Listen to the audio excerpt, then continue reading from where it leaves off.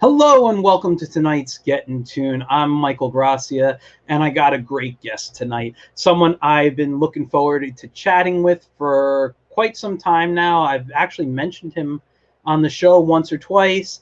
But before I bring on my guest, I want to talk about a few things. One, my storytelling Saturday is still on hiatus, but coming back very, very soon. I've had a lot of freelance work and busy schedule. I needed my weekends do that. Hopefully things are calming down, so I'll be bringing that back very soon. So watch out for my storytelling Saturdays. I also want to kind of do a little show off today. If you haven't seen this or picked this up, you can go to xfarce.com. It's a parody book by Parody Press. I have 3 pages in here with my friend Delphin Barrell. And there's one of them right there. You can see my cartoony Elmer Fudd as the Watcher, or the Poacher, as we call him in here. So xfarce.com, there are 3 different covers. You got this one, you've got this one still in the packaging here, and this really nice one right there. All the same stories. Pick them up, xfarce.com. Now, for my guest. He is currently working on a project on Kickstarter called Devil's Reign. He is a fantastic illustrator. I've known him for a few years. A few weeks back when I think it was Annabelle Arroyo was on, he asked me a question, who is an up-and-coming artist we should be watching out for, and I said this guy. His work is gorgeous. I'm just going to bring him on because I can't wait to talk to him. His name is David Abrevaya. Hello, David. Can you hear me? Nope. You can't hear me now. Can't hear you. You're kidding, right? And did I say your last name right? Because I just Abrevaya, right? Abreva. What is it? You can't hear me, right? Huh. I'm on, but I can't hear you for some reason. Okay, let me check this out. Can you hear me? I hear you fine. Okay, can you hear me now? No, everything was working 2 seconds. All right. Okay, give me 1 second. Before we start, let's get David's social media up. I'm going to send a private chat.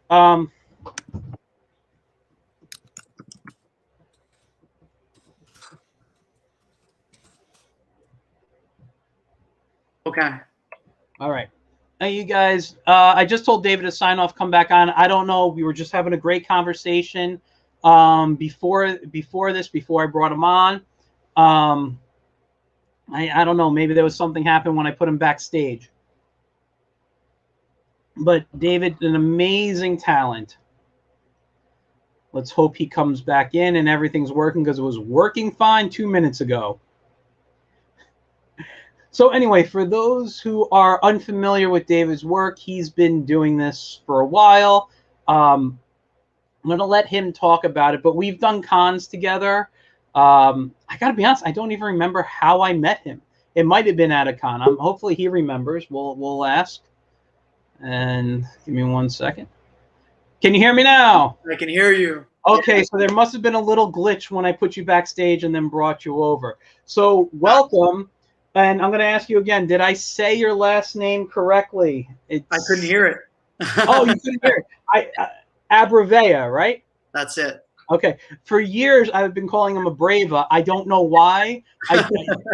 Abrevaya. So I will not mess that up ever again. And we already got one comment. Just want to show it out. From Joseph Rodriguez, I want to say David is an amazing artist and person. I hope you all get to experience his amazing personality and talent. I've known him since childhood, and he's always been extremely driven. Yes. Thank you. I haven't known you that long, but I have to agree. Let me ask you a question, because when you got off the air for a moment, I said I've known you for a few years. Mm-hmm. I don't remember. Can you remind me how we met? Because I don't remember. Was it at a con? What happened for how we met? It had to have been at a convention. It absolutely had to. Yeah. I know that Charlie we spoke over the phone a lot before we actually met. But we definitely met at the con. Okay. That's right. I had an old student of mine who you are friends with, and he told me I had to check out your work and meet you. That's how it happened. That's right. So we talked about some stuff because I was people know this, I used to run kids sections before COVID, and you've been part of the kids sections and stuff and selling your work and whatnot. But before we get into cons, before we get into everything, let's learn more about David. All right. Can you tell us about when you got into comics, what inspired you to want to create, and like who are some of your favorite creators, whether they're writers, artists, who were you looking at? All right. So that's a pretty loaded question because I'm really into this stuff. Who is so here? so I started in comics. Like I've been a comics fan my whole life. So I would say like the very, very beginning, I can absolutely remember. It was Pizza Hut. It was the Pizza Hut video cassettes, and it was watching the X-Men, like that little promotion that they had with the little X-Men VHS tapes they had. Was it the Pride of the X-Men cartoon? I love that's that right. cartoon. Yeah. So that's basically where I started. I watched the interview with Stan Lee, and I just was absolutely blown away. I was like, this is incredible. The first comics I ever got into were Spider-Man comics. The first comic I've ever owned was actually this very wonderful comic. It's a milestone comic. It's called Hardware. And that was the first comic I ever owned, and I was just like, I was blown away that somebody could draw. Denny Cohen is absolutely an amazing artist. But yeah. Sorry, I got confused with another character. I was going to look. I had another, like Hardware. I remember who you're talking about now. I'm sorry, but go ahead. Yeah. So yeah, I basically started there. I was drawing Spider-Man like crazy. Spider-Man is my best friend. Always will be my best friend. And basically, I just couldn't stop drawing from there. In every class that I would be in, like when I was younger, I would basically finish my work to the best that I could, and just go in the back of my journals and just start sketching like crazy. Yeah. So. Yeah. No, I think all of us were like that. I used to stop doing work to draw in school. Got in a lot of trouble for that, but So obviously, okay. So you were a Spidey fan, so you were into Marvel, but was there? So you are younger than me, so you're probably looking at more '90s comics being your introduction to comics. I came into it in the '80s. So who were you looking at as artists in the 90s? Or, well, first let's start. Artists in the 90s, who were you looking at that really inspired you? Definitely Jim Lee. Jim Lee was a huge influence on me. Probably Michael Turner as well. I absolutely love those guys. I think I think Jim Lee is amazing, and Michael Turner was absolutely amazing. The artists that I love now, and also David Mazzucchelli. I love that guy too. There's actually I actually took David Mazzucchelli's class when I was at SBA, and really? the guy is an absolute genius. I love that guy, seriously, such a great heart. But yeah, my influences now are beyond what they used to be. So I used to basically primarily read Marvel and DC. Now I'm finding Boom Studios to be like my home. They're coming out with such great content. Cullen Bunn, he's definitely an amazing writer. And then Jonas Sheroff, he's absolutely, like, I have to say, he's my favorite artist right now. What book is he working on? Because I'm not good with names, but if you tell me the book and I know the image in my head, I'll connect the art to the name. Yeah. Right now he's working on a comic called Basilisk, and that looks absolutely phenomenal. But also my favorite colorist works with Boom Studios and also Marvel Comics too. His name is Alex Gourmirez, and I was blessed being able to actually work with Alex, and Alex is an incredible, hardworking individual. His colors are beautiful, absolutely beautiful. I love that guy. That's great. We got a nice comment here. David's heart and soul is in everything he does, and take a tour through his Instagram and you'll see it, which, by the way, it's scrolling across the bottom. Make sure you follow. His work is gorgeous. Every time I see it, if I don't like it, I think I'm, I have to go back in, and it's gorgeous, gorgeous stuff. And we're going to see some of your work later on the Kickstarter that you're doing. Now, going back, I'm just curious on this, just because of the era you grew up in comics. Who's your favorite Spider-Man artist? Oh man. Oh, this is such a complicated question. Okay. I would have to say, all right, so I'm trying to be as nice as possible. Okay. It's my favorite Spider-Man artist is probably John Romita Jr. Okay. But it was in that era where he was working on the Twin Towers comics, where he was really, really getting into like the nitty gritty of Spider-Man. Yeah. And, but oh my goodness, his work for that book was incredible. I don't know who his editor was or who he was working with, but they were just like on top of it. It was incredible. That's funny, because he's my second favorite Spider-Man artist. My first is his father. Oh yeah.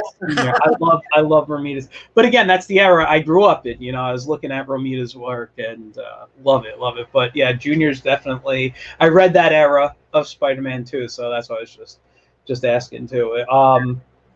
And we haven't talked anything about DC. Have any DC characters and artists that popped? Because the thing is, and the reason I'm asking, and it's not because I just ask everybody, give me a little background on you, is we're going to get to your work in a minute. And I want to see, can I see some of these people that you're mentioning in your styles here? Like these people who influence you. I want to see what I see in your work later. So anybody at DC? Absolutely. So one, you're wearing the shirt of my favorite character ever. So that's Superman. Yeah. I'm a Superman fan at heart. Will always be. And oh my God, that Snyder cut was just like, oh my God, it was, that was good. Well, we can have a little conversation about it. I got to show you this. My wife told me about this. I never remember the guy's name. Is it at the bottom here? Oh, Jim Shore. He does like all these like statues and stuff. I got this classic. Oh, that's awesome. Looks like kind of a wooden, but it's like classic Superman.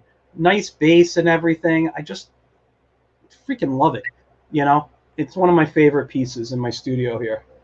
So anyway, continue. Yeah.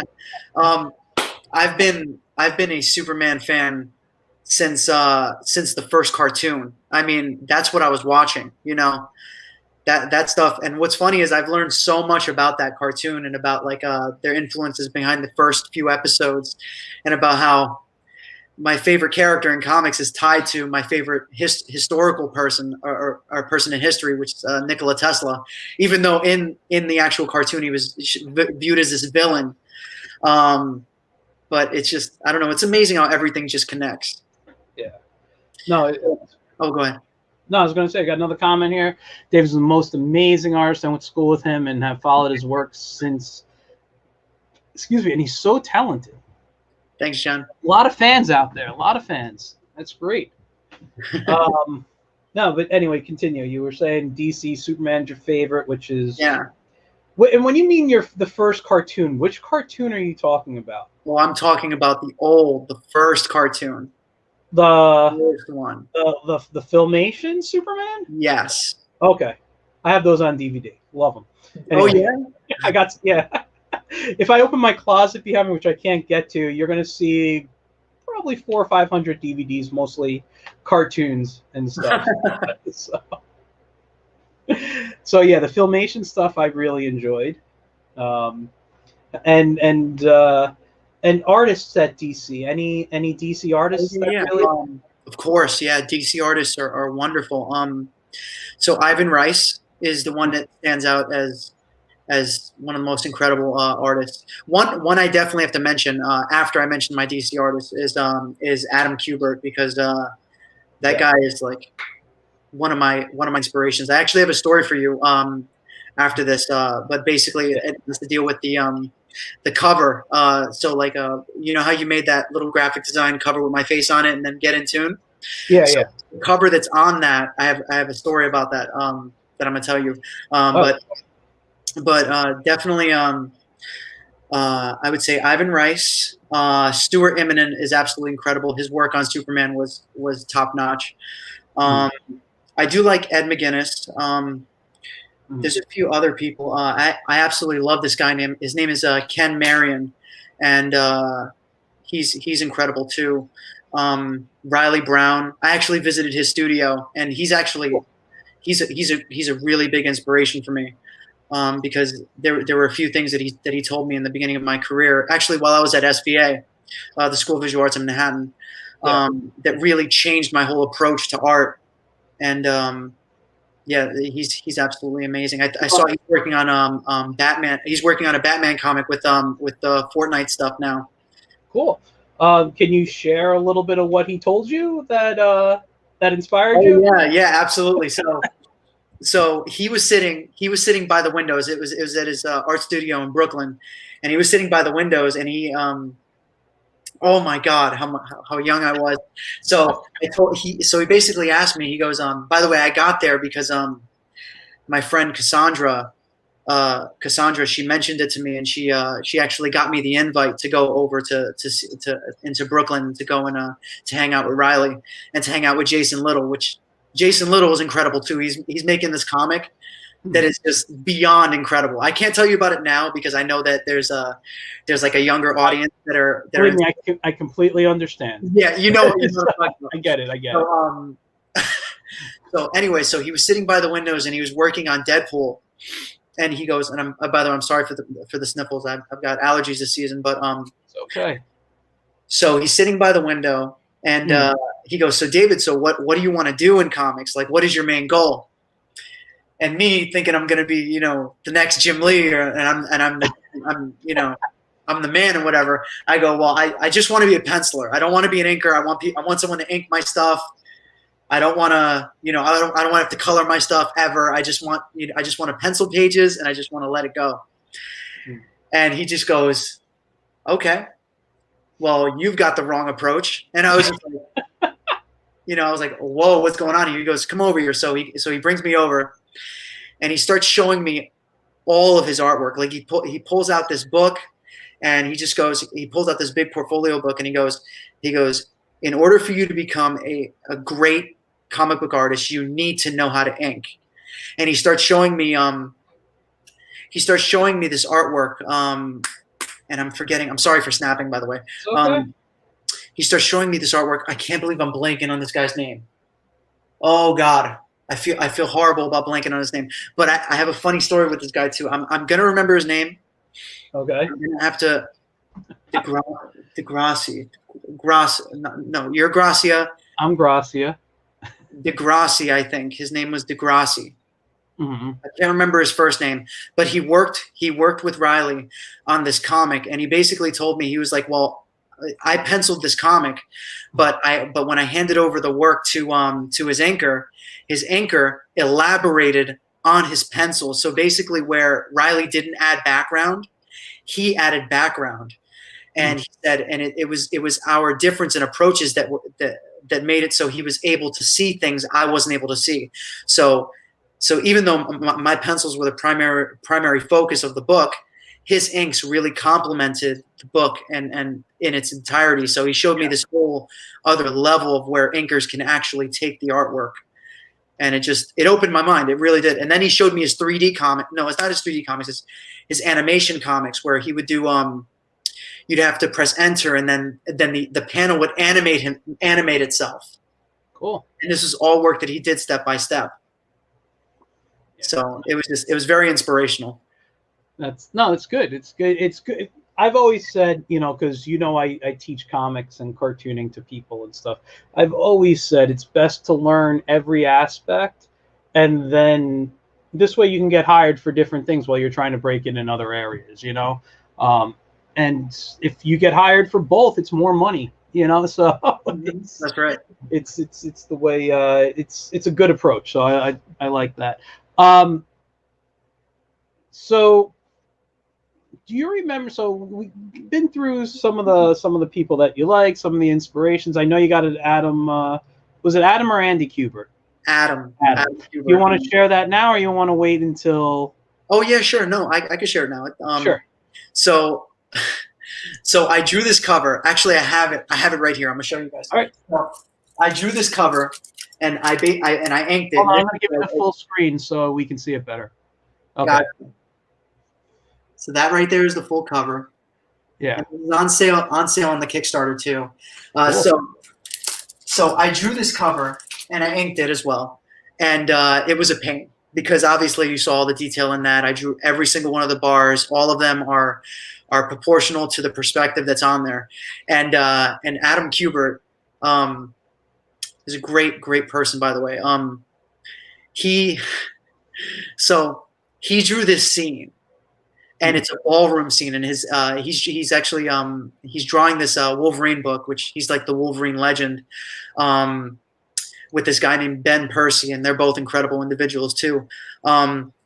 He drew this scene in this one issue, and so there obviously you know this because we both work in comics, but there are characters in the background that are just called randoms. The random character, we call them randoms, and you basically are supposed to fluff it out. You're not supposed to really render them all that well, really block them out. You know, put one here, put 3 of them there, whatever.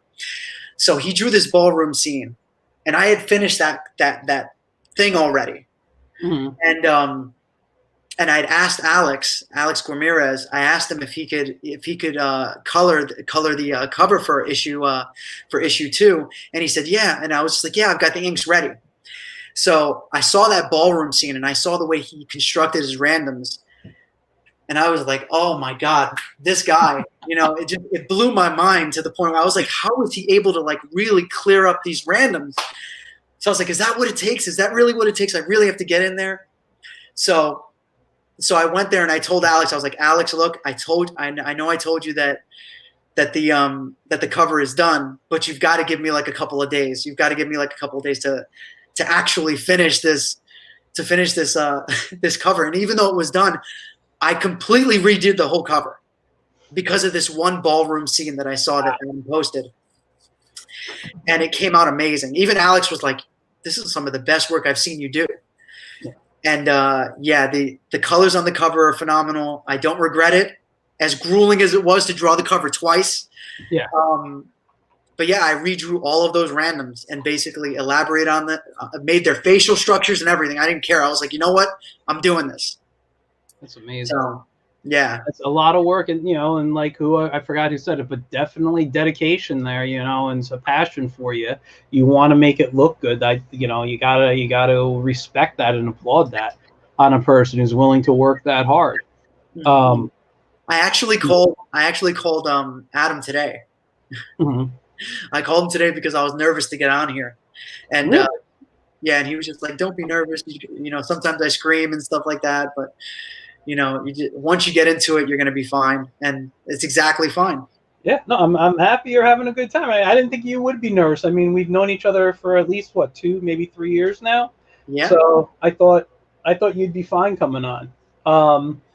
Now before we're almost ready to get into Devil's Reign, but before that, can you tell us about some of the other comics that you worked on? Maybe your first solo project, something that you tried, whether it succeeded or failed, something that was yours, or other books that you did?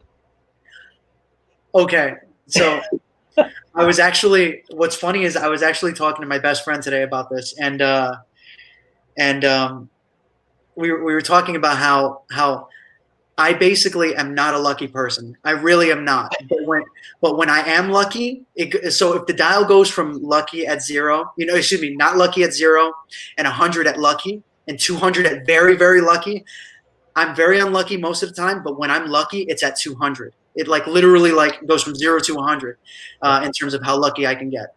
So basically, when I was going to the School of Visual Arts, my first gig ever was for Yahoo, and it wasn't even doing comics. It was for doing storyboards for commercials. And I was doing this. My art rep, his name's Richardson. Brent Richardson. He got me the gig, and it was my first job. It was the first time I got like a major payday. Like within 5 hours, 5 hours of work, I think I made about $750. Nice. Yeah, and working for commercials, a lot of people don't understand that. Like if you want to pay your student loans off, you can do it by talking to directors and trying to get that money, because they need it. Those deadlines are crazy. Oh, storyboard artists, you know, it's a pressured job. I know people who do it, but if you're good at it and you can knock off storyboards quickly, you can, you know, I had God, I don't want to get his last name wrong. I have his book somewhere around here. I think his name's Mark Simon. I interviewed him a while ago. He literally wrote the book on storyboards. He's worked on storyboards for like every company, and he handles commercials. He makes his major living doing storyboard art. Fantastic, Oh, yeah. Fantastic guy. If you haven't read his book or looked up his work, totally check him out. You definitely have to be, listen, you've got to be a night owl. You have to be absolutely, there's got to be a little part of you that's out of your mind to take those jobs. There was my second job. Like I said, I get really lucky sometimes. And my second job was working for Google, and I was doing their storyboards. And that was even crazier. I was doing about, I think 60 drawings in 24 hours. Wow. Yeah. That was definitely a test to everything that was in me, and it had to be done. It absolutely had to be done. I remember the day I got that job. I was so excited. I got on the train. I went to Brooklyn, like, you know, pre-COVID. I went to Brooklyn, maskless. So maskless. I walked into the director's office. It was huge, beautiful, beautiful studio. And the office that I walked into, it was so crazy. It was absolutely crazy. The kitchen was in the middle of the studio. In the beginning, first when you walk in, there's a string of like computers, these crazy computers with people working on them. And none of them want to talk to you because their deadlines are so crazy. And then you walk past that and you get to the kitchen, right? To the side, you have the director's offices. And then beyond that, which I thought was absolutely crazy, was there was a fake bookshelf. Okay.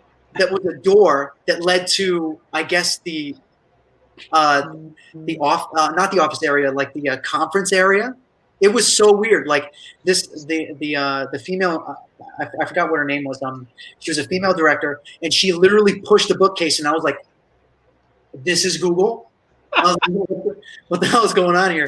So we sat there, and we were sitting there for hours. She was just like telling me what she needed drawn, and I was just drawing and drawing and drawing.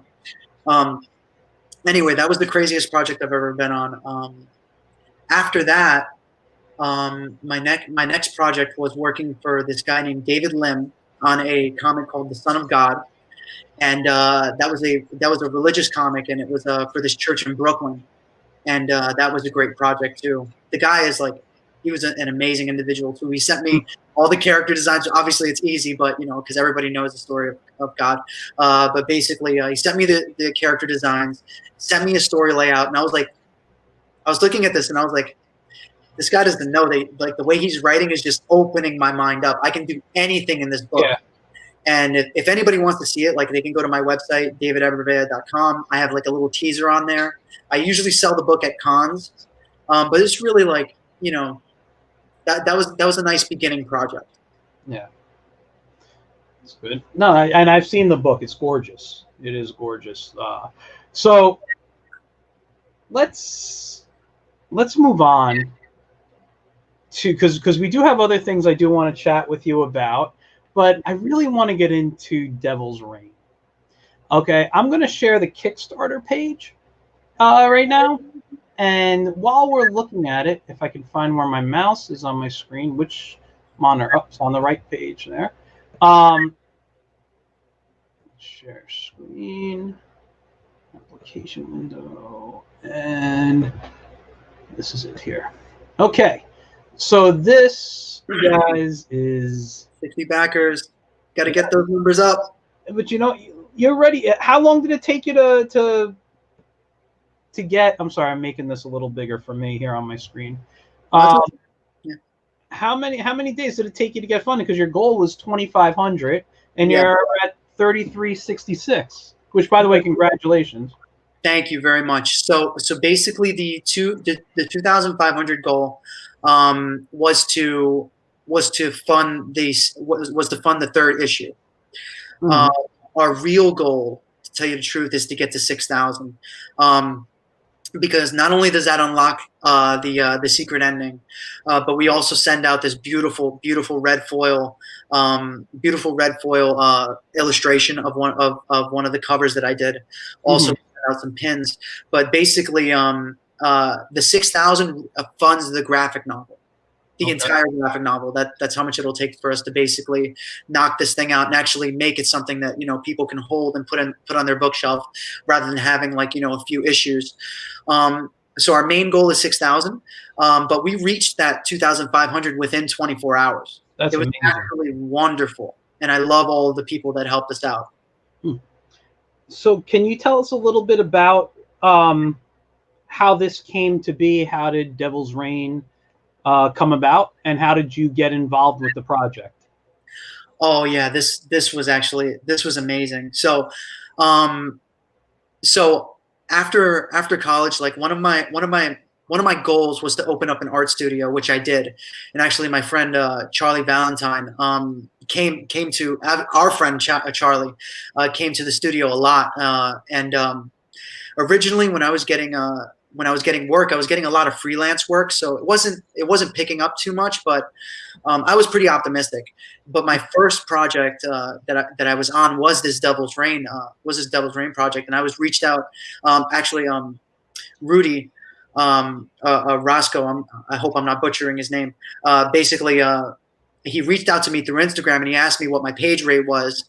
And originally, like when I heard of him, when I looked at his page, I was like, okay, well, he's trying to start something up, this indie comic. And originally my page rate was a little too high.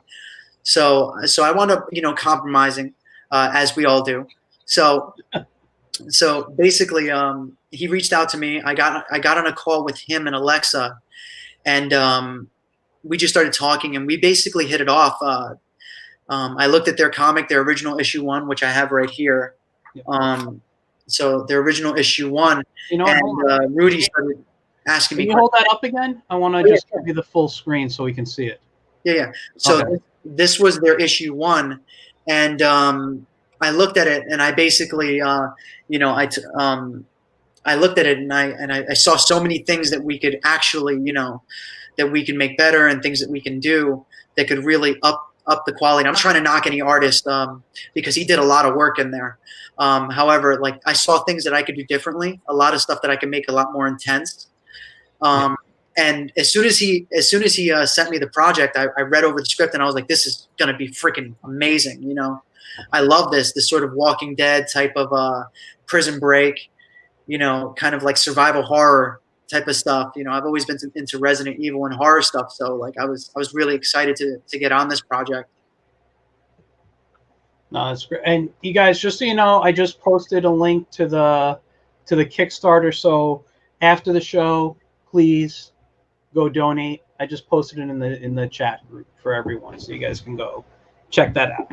So this has been a while, like a work in progress for you for a long time.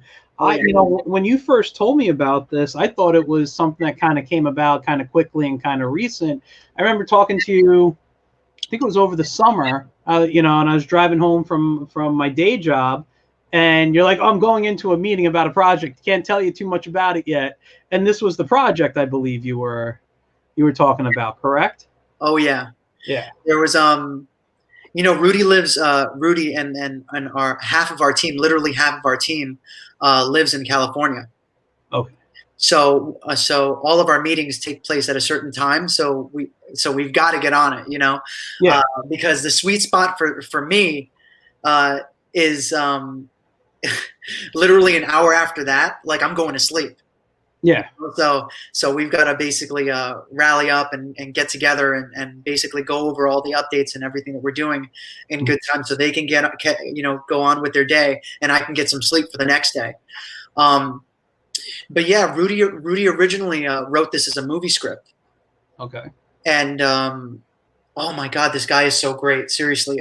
So I've been pitching him ideas, and I can't give too much, but basically we're talking about this story arc that we're thinking about creating, because originally it was a movie script, and you know me, and I know you. We're both comics guys. Every time we see like a branch that we can go over, we're like, maybe we should try this. Like maybe if I mention it and pitch it, they'll like it. So I mentioned this idea that I had to him called the Demon King. And it's if you look at that cover with the color that's on the In Tune Get In Tune little icon, the poster that you made, Yeah. that cover, if you look in the back of the main character, which that's Daniel Whitehurst, the person in back of him, his name is Aiden, and he's a terrible individual. By the way, this comic is rated R, so if you are younger than 18 or younger than 14 or 13, make sure to ask your parents if you can get it. But basically that character, I actually spoke to Rudy about growing that character into something that is otherworldly, something that is like, you know, pushing his character limits, and not only are we growing in both directions in terms of hope and in terms of despair, but it's just like we're taking this to a whole nother level. It really is amazing. Yeah, what I'm going to do real quick, I'm going to show the cover. Is it in here? Well, it's this image you were talking about. Yeah, it's that cover right there. Is there a larger image on here? I don't think so. I think we just have the teaser on there. Then you know what? Let me do this. Give me 1 second. And I just downloaded it from the email. Oh, nice. So, whoops, my Finder showed up right there. Let me just go to my downloads, and we're going to open with Photoshop here. And give it a second. I'm going to stop the share, and I'm going to open it. There it is. Yeah. So let's stop. You know, it drives me nuts. I have 3 monitors constantly, so I never know where my mouse is. I turned off both my other monitors. No, I need them because I put things on different stuff when I work here. So let's go to application. That's my Photoshop. So here we are looking at the cover, and I can zoom in and move around on here. Oh, yeah. Yeah, I completely redid this cover. If you look at all those randoms up there, every single one of them are detailed. Yeah. All because of Adam Kubert. Man. Okay. But you know what? Here's the thing, and I got to say this about Adam or any. When you have the last name Kubert, it's kind of in your blood to be like, you know, you're here, and then the name Kubert just kind of, I think, puts you right up here. You know, you kind of have no choice in the matter. It's just who you are. It's built into you. You know, I mean, we all know who his father was, and oh yeah, he's probably considered one of the greatest cartoonists of all time. Yeah, and amazing. You know, so I mean, look at that. Even up here, these guys up here, it's like. Now you're talking. This is a horror comic. It's kind of zombie. I will say, number one, it's not my go-to style of stories. I'm not really into the horror, but I appreciate the artwork. I appreciate the stories, everything that goes into it. If it's not a comic I'm going to pick up, there's definitely an audience, and I know there's an audience for this stuff out here. I mean, I just love what you're doing here. Even just the chain you drew, the teeth going back, it's gorgeous. The detail on the sheriff's badge. You know, I'm more from the Alex Toth less is more. you know, I'm looking at, you know, Bruce Timm, and I mean, don't get me wrong, I'll look at old artists, Alex Raymond, who did Flash Gordon, which, you know, I did a picture of today, and it was kind of looking at that stuff on my lunch break.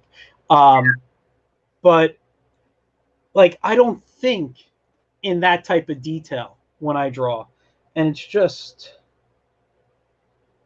amazing. Yeah, I believe it or not, because of Jonas Shiroff, which I've spoken to him on Instagram, and he's an absolutely wonderful person as well. Yeah. But I haven't really gotten to meet him, but I'm dying to meet that guy. He's really changed a lot for me in terms of like black and whites, and the guy works traditional too. I don't know how he does it. It's just his work is phenomenal. He worked on this book called Bone Parish, and that's got to be one of my favorite books. Just what he was able to accomplish with that book, him and Alex and Cullen Bunn. That book is an absolute masterpiece. It's definitely going to be on Netflix or something. It's going to get picked up because that book is beyond incredible. Yeah, I just want to apologize for looking down. I mean, I'm not familiar with that book, but I'm going to go look it up. I just want to apologize for looking down. I'm looking at this on my Cintiq right now. Oh, it's okay. So it's down in front of me. So I haven't changed because I was drawing on it earlier. I spend so much time doing video and using it as a monitor standing up that I haven't drawn on it in like 3 days. So it's down angled again. Got it. So. Yeah, but that's the character. That's Aiden in the back. He's gonna be in this arc that we call the Demon King, and it's just it's incredible. When you're talking in the back, you talking about this guy? No, the guy holding the chain. Oh, holding the chain. Okay. Yeah, that's Aiden right there. He's definitely a beast, and what we're coming up with is just it's next level. It really is. And just quickly, what did you say the name of the book was again? Bone what? Bone Parish. The Bone Parish. I'm just writing it down right now so I can look it up later. It's a great book. Oh my goodness. Thank you. So give us. Oh, we got another comment. Mike Wilkie popped on. Mike Wilkie is an amazing single panel gag cartoonist who tunes in. Thank you for tuning in, Mike. Love your work. And to catch you up, we're talking with David, and I'm going to say it right this time, Abrevaya. That's right. Abrevaya, who is an amazing artist and was the artist of this book, Devil's Reign, currently up on Kickstarter, which you guys, if you missed it, the link is in the comments to the Kickstarter. Definitely go check it out. We're going to look at the Kickstarter in a minute. I just can't get over looking at this page. Okay. I'm not going to lie to you. Usually I try to look at a lot more work of my guests before I can, but because I'm familiar with you and I've just been so busy, I haven't really had a chance to study this. So I'm kind of geeking out right now at the gorgeousness of it, because it's one of those things, like, you know me, I do a lot more cartoony stuff. I could do superheroes if I want to, but I'm really more cartoony. And I love it. And I draw that way. But when I see people doing other stuff that's like, oh, I wish I could do this. And it's in my head, it's not that I can't, it's I don't want to. You don't exactly. Let's say don't wish it. Don't wish it. And it's just like, but it's gorgeous. It's just, you know, and I forgot who you said the colorist was, but I'm looking at the colors and you know, I'm colorblind. I see, we've discussed this. I see colors, but when they start mixing, I have trouble telling them apart. It's really known as shade blindness, but it's easier to say you're colorblind. And I'm looking at the different tones and stuff they used, and it's just so cool. Everywhere you look, there's something that pops out to me. You know, even when I'm looking up here, this guy right here where my hand is over, like just his face. I love that expression. You know, gorgeous stuff. Gorgeous. Okay. I'm going to try not to geek out anymore. I'm going to stop sharing this screen, and we're going to go back to the Kickstarter. And while I'm in the process of finding my mouse on the proper screen here, Can you give us a little pitch about what this story's about? Oh yeah, definitely. So the easiest way for me to explain this is it's a very I don't want to okay, I don't want to say it's a religious comic, but it's basically based in religion. It's a take on sort of a survival horror if the rapture were to happen.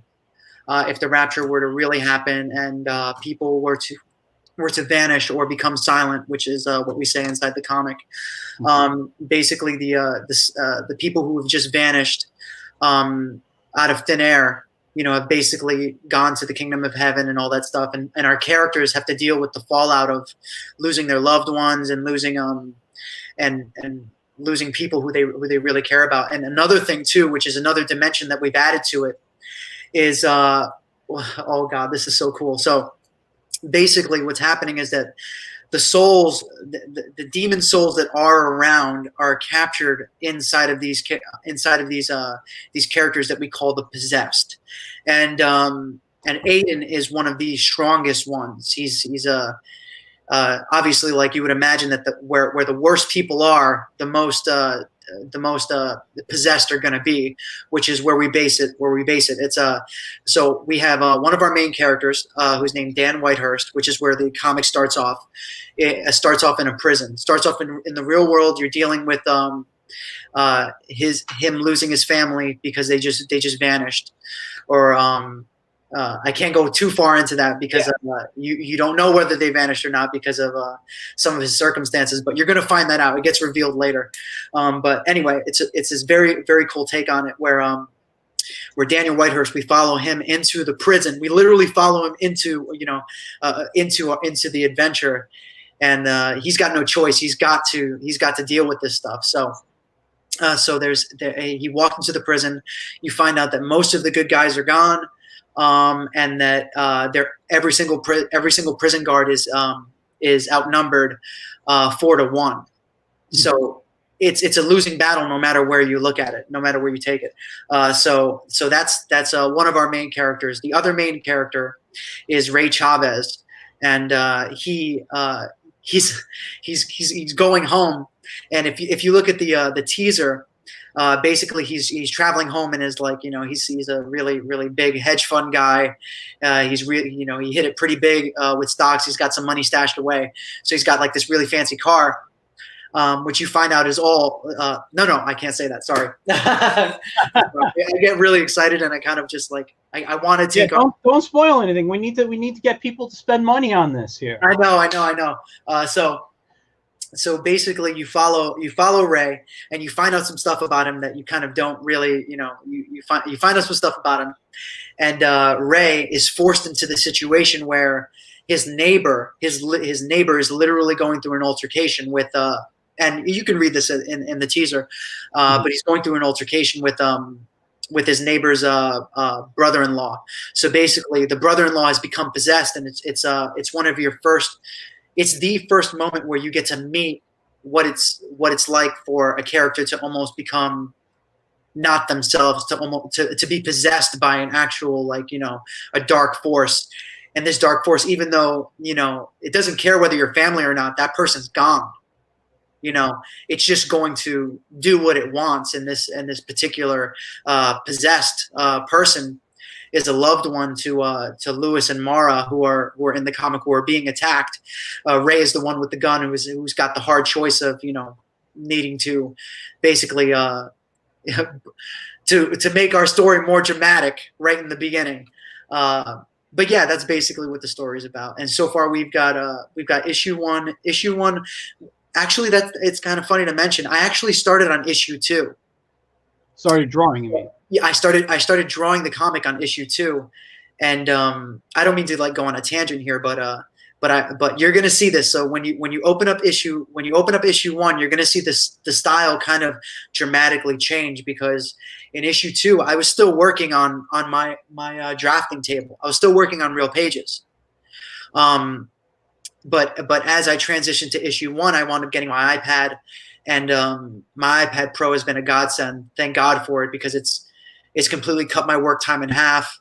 The capabilities of it, what I'm able to do now is nothing nothing compared to what I, it's a game changer. It really is. So you're going to see the style change a little bit. You're going to see me, you're going to see things change, but in a good way. From issue 1 to issue 2, but on issue 3, we're going to get back to the iPad. Okay, we're gonna chat a little bit about that, because I think we've had conversations in the past about going digital, and you weren't comfortable, I believe, at the time. So we're going to talk about that after we get through Devil's Reign here. Now, this video that you have up here, I want to play. Is that the same video you sent me the link to earlier?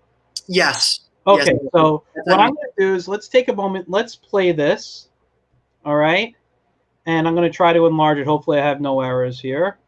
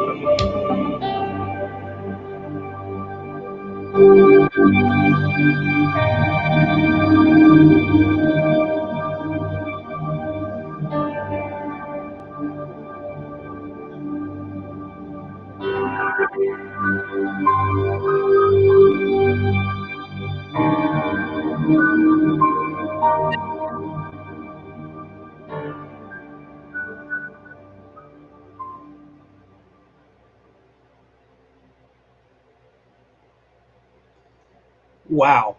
Very nice. Shout out to Alexa Lopez. She's amazing. Did a great job there. What I do want to say is I'm sitting there. I had to keep my mouth shut because I'm geeking out at your drawings here. The shot of the car, the way this. Now, some of this I think has to go to the colorist, because the colorist really totally, enhanced or just, yeah, I don't want to use the word enhanced your work, but definitely balanced it out well with what you did.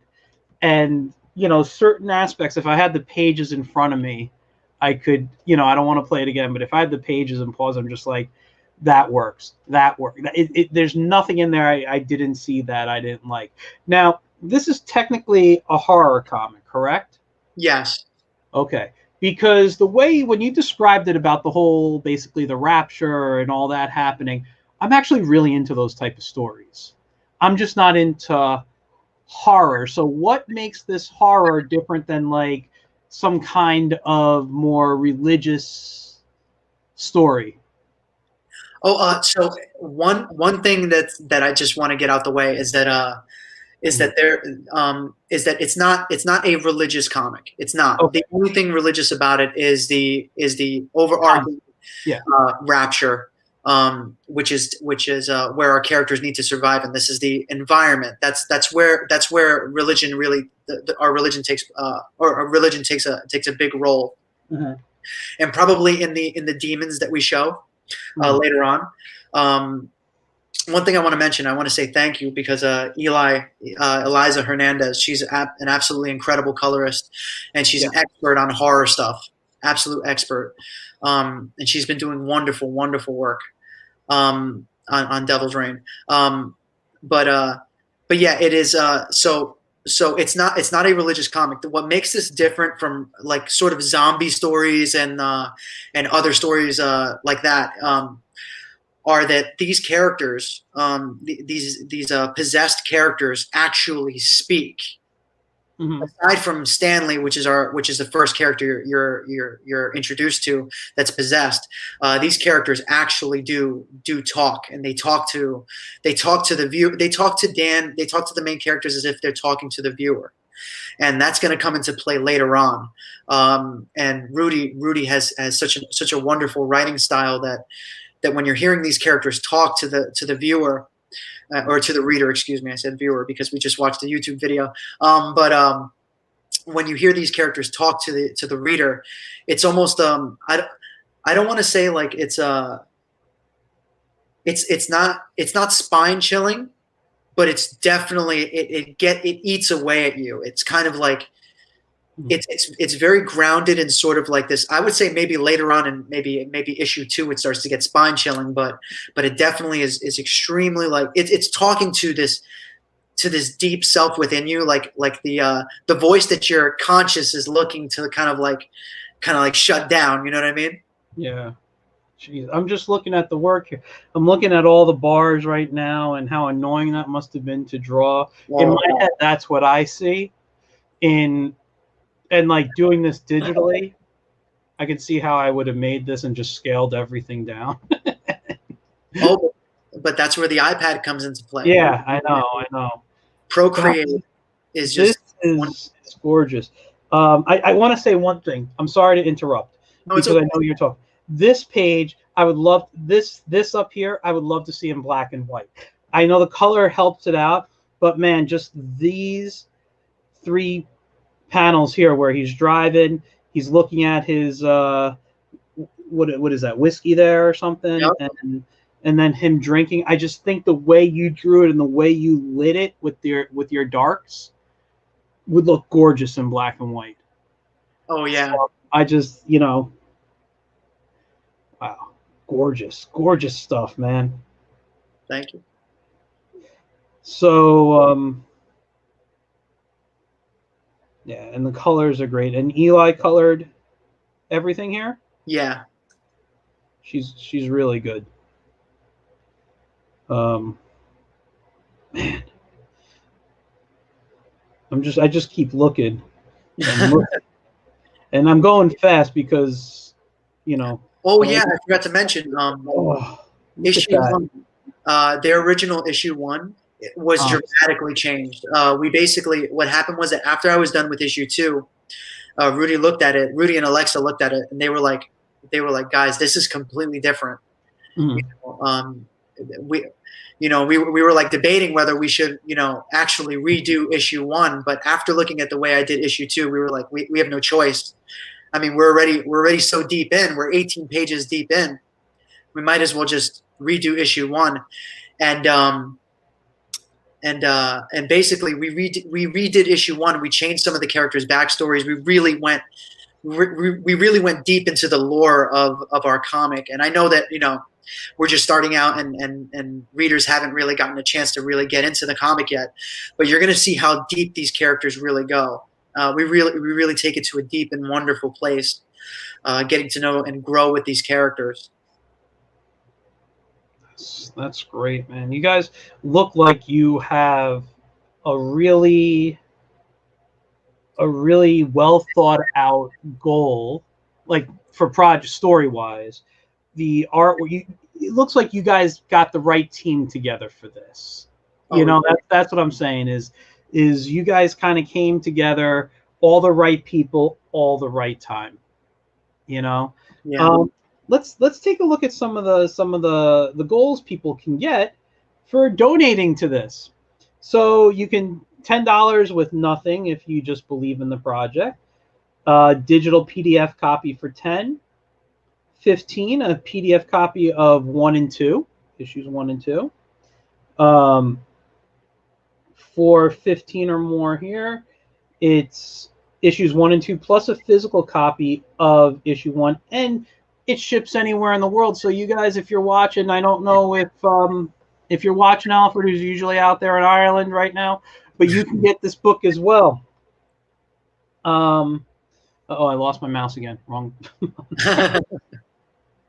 $25 PDF and physical copies of issue 1 and 2, 30 PDF copies 1 and 2, and the black and whites of 1 and 2. Yeah, that one's for you, Michael. Yeah, I do. Listen, I love the black and white, and God, 40 or more. The 11x17 poster bundle. The PDF copies, the physical copies. And I was looking, we're going to go back up and look at those posters. Where was it? Right there. Oh, yeah. And we're making more. We're making 3 more. Wow, really? Yeah. So by the time the Kickstarter is completed, you're going to see 3 more additions to that. So you're going to be able to get A, B, C, D, E, or F. Cool. Now here for 50, you get all the same stuff, but now, well, this one doesn't have the poster, but it has a T-shirt. Is it your choice or the limit? It's this one here. Oh, Oh, okay. This is the limited edition. I see. yeah. Limited. Okay. Yeah, that's the scene with one of the possessed. That was such a cool shot. You know, I just want to say something really quick on that shot. Yeah. With that T-shirt. Originally, Rudy had it so that the character. So for anybody who buys the comic, and I don't want Rudy to to hate me for mentioning this, but originally Rudy had that character. His name is Barabbas, and had him just waving, and then they just drive past him. And I was like, no, we got to make it more intense. And I pitched him the idea. I was like, let him break the window with his elbow. You know, these guys they're possessed. They don't feel pain. So I was like, have him break him and let's let his hand really come through.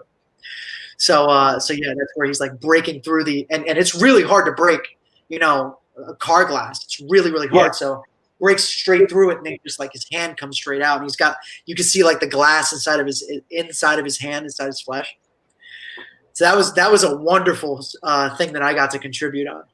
That's. I mean, it's hard to tell this small, but I can kind of make it out. I see glass flying off the design there, and oh, gorgeous.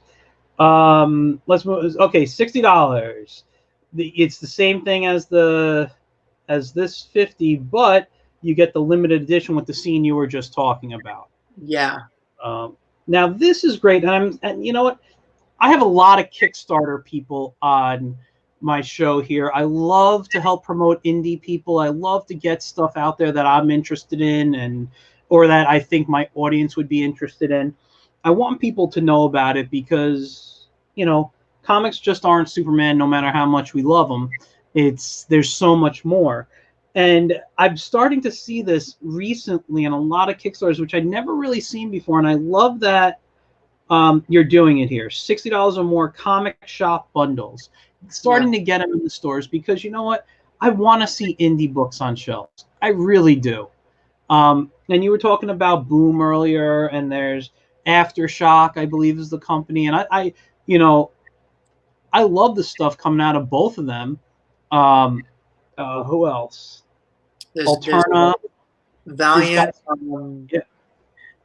I love Image. I'll always love Image. Image is great. I used to read a lot of Dark Horse, but I'm trying to think of even more indie. I'll tell you this right now. I have a you know me. I love my comics. So I actually was on eBay the other day, like last week or so, and I came across this comic lot, like a guy selling a lot of comics, and he owns a store, and you can get like 50 images for 30 bucks, 50 Marvel, 50 DC. I chose to go 50 Malibu because I haven't read Malibu in years. And he says he'll throw more stuff in there if he's just got crappy covers. All right, like if the books aren't in condition. 77 books he sent me of all Malibu. The majority of them are Ultraverse stuff. Like when you mentioned who was it? Hardware earlier. I'm like, oh wait, and then I'm like, that was hard case. I went down to look, and because I got so many, and maybe I'll show you some later on. But I was like, I'm gonna be excited. I used to really enjoy Malibu stuff. I got Bruce Lee comics. I'm like, I never read Bruce Lee comics, so it's pretty awesome there. But yeah, you're right. I mean, Image is great. I want to see more indie stuff. This is one of the reasons I do these type of, bring a lot of Kickstarter people on my show. And actually next week, at the end of the show, I'll tell you, I have another guest coming on who currently has a Kickstarter. My whole month is Kickstarter month, basically. So we got Possessed Bundle, which you get the PDFs of 1 and 2, signed physical copies, the poster of your choice, and the t-shirt. Now, for 200, you get PDFs and physical copies of the books, but you also get a comic cameo, meaning you're going to draw someone into the book, and it says at Dryden Maximum Security Penitentiary in either issue 1 or 2. So they're going to be one of those people all in the background. One of your randoms are not going to be so random anymore. They're not going to be so random. That's right. Yeah. Another, you got a commission one, so issue 1 and 2 plus a commission. So is that your work that you're going to draw a picture for someone? Yeah. So I haven't been in a convention in so long. By the way, sorry about my nose. It's okay. I haven't been in a convention in a very long time. Actually, my next conventions I'm trying to set up to be in New York City. But I guess we'll talk about that more a little later. But yeah, so what I wanted to do was I wanted people to kind of like have a chance to actually, I mean, and these are, I don't, people who know me know that when I draw something for them, I go all out. Like I really, I really put all of my power into all of my drawings, even in a commission on, even when I'm working at a con, I'll just like, I go absolutely crazy on my commissions because I love doing them. So anybody who orders a commission, they can basically ask me like whatever character they want me to draw, or if they want me to draw a particular thing, I'll just do it. I'm really good at drawing portraits and stuff like that. I'm not trying to like put my boast myself up. Do it. This is what we're here for. You're amazing. Like we said in the comments earlier, people are like, you're fantastic. Don't knock yourself, man. You're great.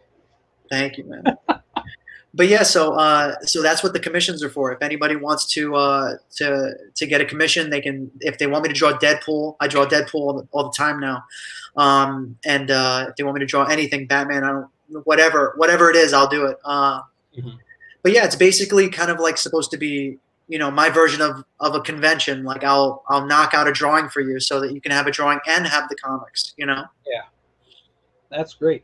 Now, I'm gonna talk a little bit more about your Kickstarter towards the end here. Again, I want to make sure people know, but you guys don't forget, the link is in the comments. You guys can go after the show and donate and get one of these, or whichever tier you want to do, man. There are so many great things you can get here, but we're gonna get into cons in a second. I want to talk to you about something else you have a passion about. And that's coffee. Now, you and I share a passion for coffee. Now, years ago, now we're going back to the 90s when you were a kid and I was in college, and the place to hang out in the 90s were coffee houses. And you would go and you drink a few cups a day. You meet your friends there. You hang out. You listen to people play music. It was a whole thing, right? It was like where to be, and they had all these great small places, like I guess if you want to call them indie coffee shops, before Starbucks like took over everything. But yeah, I used to literally drink anywhere from 4 to like 6 cups a day. It was a lot. Very unhealthy for me, I know, but also I'm in my 20s. I'm in college. I'm freelancing art. I have a part-time job. You need to stay awake, And so there was a lot of coffee in my life. And I'm down to 1 cup a day now, which is insane. It's been years. There's times I'll go without coffee for months, or even, and literally I didn't drink coffee for like 5 years. Oh, wow. I went to like iced tea or regular tea, and I'm like, no, I need my coffee. Tell me about your coffee habit, and where do you get your coffee from? Like, what kind of coffee are you into? Okay, so I'm going to tell you how this started. So at the School of Visual Arts, right, which, by the way, I was notorious for like staying awake for 7 days straight and taking 3-hour naps on the train. I don't know how I had that energy. It must have been, actually, I know the reason why I had that energy, and it was because of one of my I have a complicated past with this guy, but I love him. I still love him. His name is Klaus Janson, and he drew The Dark Knight, The Dark Knight Returns, Yep. and he's an absolutely amazing artist, and an amazing inker too. Yeah. So I had his class, and in order for me to really get his assignments done and to really prove myself that I really had the chops for it, which I have, I'm going to tell you this story right now, and how this guy really changed my life. But there was this coffee place called Push Cart Coffee right on the corner of the SVA library that had the best coffee that I've ever tasted in my life. And I've had coffee, you know, the reason why I'm an artist is because of coffee, pretty much, because I used to stay awake all night when I was really young, when I was like about maybe 13 years old, or maybe even younger. But I would watch Transformers, the Transformers movie, and I would just draw all night. I draw Dragon Ball Z all night. Yeah. And I was absolutely crazy about it. And I didn't realize that back then I was like, you know, giving myself the juice that really fueled my future. So that coffee place really, like, after going to that coffee place, I would get coffee from other places, and I'm like, you know, I would tell myself, like, this is disgusting, you know, compared to this place. And years later, I wound up going back to that coffee place and found out that it was closed down. Oh. And this other coffee place had replaced it, and I tasted the coffee, and I was just like every New Yorker when their favorite places closes down. I was like, this is terrible. I'm never gonna feel that again. That feeling that this is the best coffee ever. Like my favorite burger place. My favorite burger place was in New York City, right next to SVA, which is actually pretty crazy. It was called Fast and Fresh, which I thought was weird. And then my favorite coffee place closed down, which was called Push Cart. And I moved to Ossining years later, like pretty much last year, around October. And I went to this coffee place called First Village, right? And they were doing this specialty coffee. They're one of the only places that I found that actually do this, because Dunkin' Donuts doesn't do this, Starbucks doesn't do this. And when I went in there, they asked me that, do you want to pour over coffee? And I was like, you know, what is that? So this person did it for me, and you know, he did a pour over coffee for me, and I had no idea what that was. And it turns out that it's the absolute best coffee that you can possibly get, and it's really formulaic. The way you have to lay out your coffee, which, by the way, I'm like a coffee snob now, so I do this for myself. And I'm absolutely convinced that I can make the best cup of coffee anybody's ever had in their life.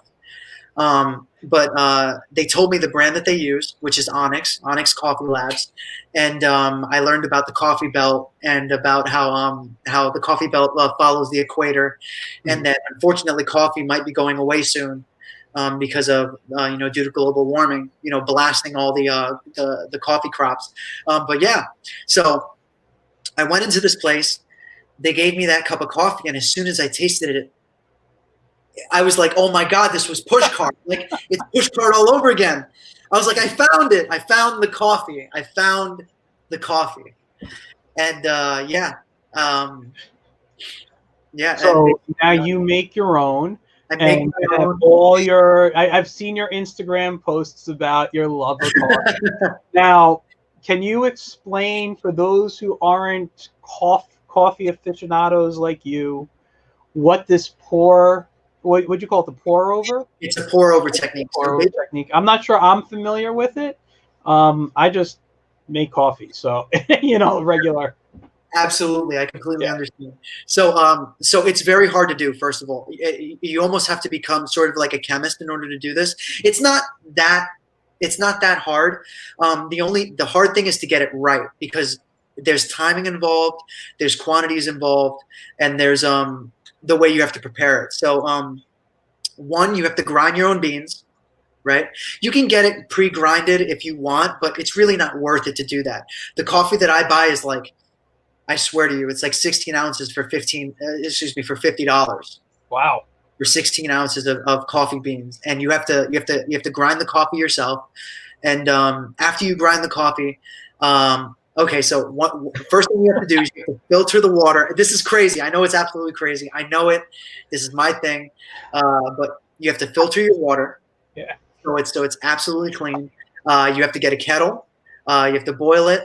Boil the kettle up until it's at boiling temperatures. And after you do that, you have to. I have a Kalita wave.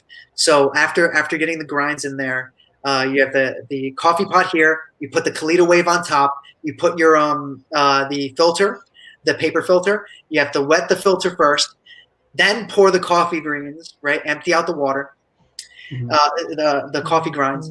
Then you literally need to, in a spiral, every 30 seconds. Okay, you need to pour water up until the grinds sort of come into like a bubbly. Like you can see it on my Instagram. I'm really nuts about this, but it releases the carbon dioxide in the coffee, and you could smell it. It's what they call the bloom. Mm-hmm. Once you smell that, it immediately wakes you up, and it's the best cup of coffee you'll ever have. Okay. Well, go ahead. Go ahead. No. I was going to say, also, I don't use regular milk. I use oat milk, and I use natural sugar cane, and I melt it with the coffee. So it's not a watered down, not a watered down sweetness. This is an actual like coffee sweetness that's merged with the coffee. Okay, I'm going to say this right now. Most people I know, and this includes me, are way too tired in the morning when they're making coffee. All of that process. All right, I'm lucky I can pour my coffee without my water into my coffee maker without spilling it. Okay, that's it. And you know what? I'm picking on brands of my coffee. But since you have discussed, you put this into detail, I will make a trip up to Osming and visit you. Whether you make it yourself or we visit what was it, One Village or whatever it was called? Village, yeah. Yeah, and we try it out. I'm going to one day make a trip up to you, and just for coffee. I don't care about the company, just for the coffee, because I do need to try this out. It won't change my mind on how I wake up and make my coffee, but it sounds like a process that I really want to try just to taste. So that's a treat. Yeah. We're going to get to cons in a minute, but before conventions, COVID hit everybody a lot of different ways. I actually ended up with COVID, as you know. April and May really sucked for me last year. Artists, though, going into the pandemic, I think a lot of creative people actually weren't too upset about it because we were able to stay home and work on our stuff. You, on the other hand, decided to travel, right? Yes. Sometimes, and like, it's a pandemic. Stay home. Don't go places. And you say, screw you, I'm traveling. Talk to me about some of your COVID trips, if you will. Okay, yeah. So let me just tell you, let me start this off with COVID started for me in the worst place it could possibly start for me. So basically what happened was that I used to work for government, and a lot of people who follow me on Instagram know this.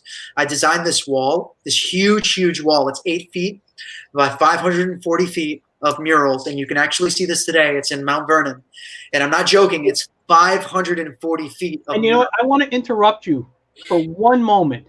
Because of that wall and other things, on the same day, we both received a day named after us in Westchester County. That's right. And I was October 5th, and I don't remember. Were you October 4th or the 6th? I don't remember. I believe I was the 4th. You were the 4th. So on October 4th, in Westchester County, it is known as David Abrevaya Day. Think of brave. Abrevaya.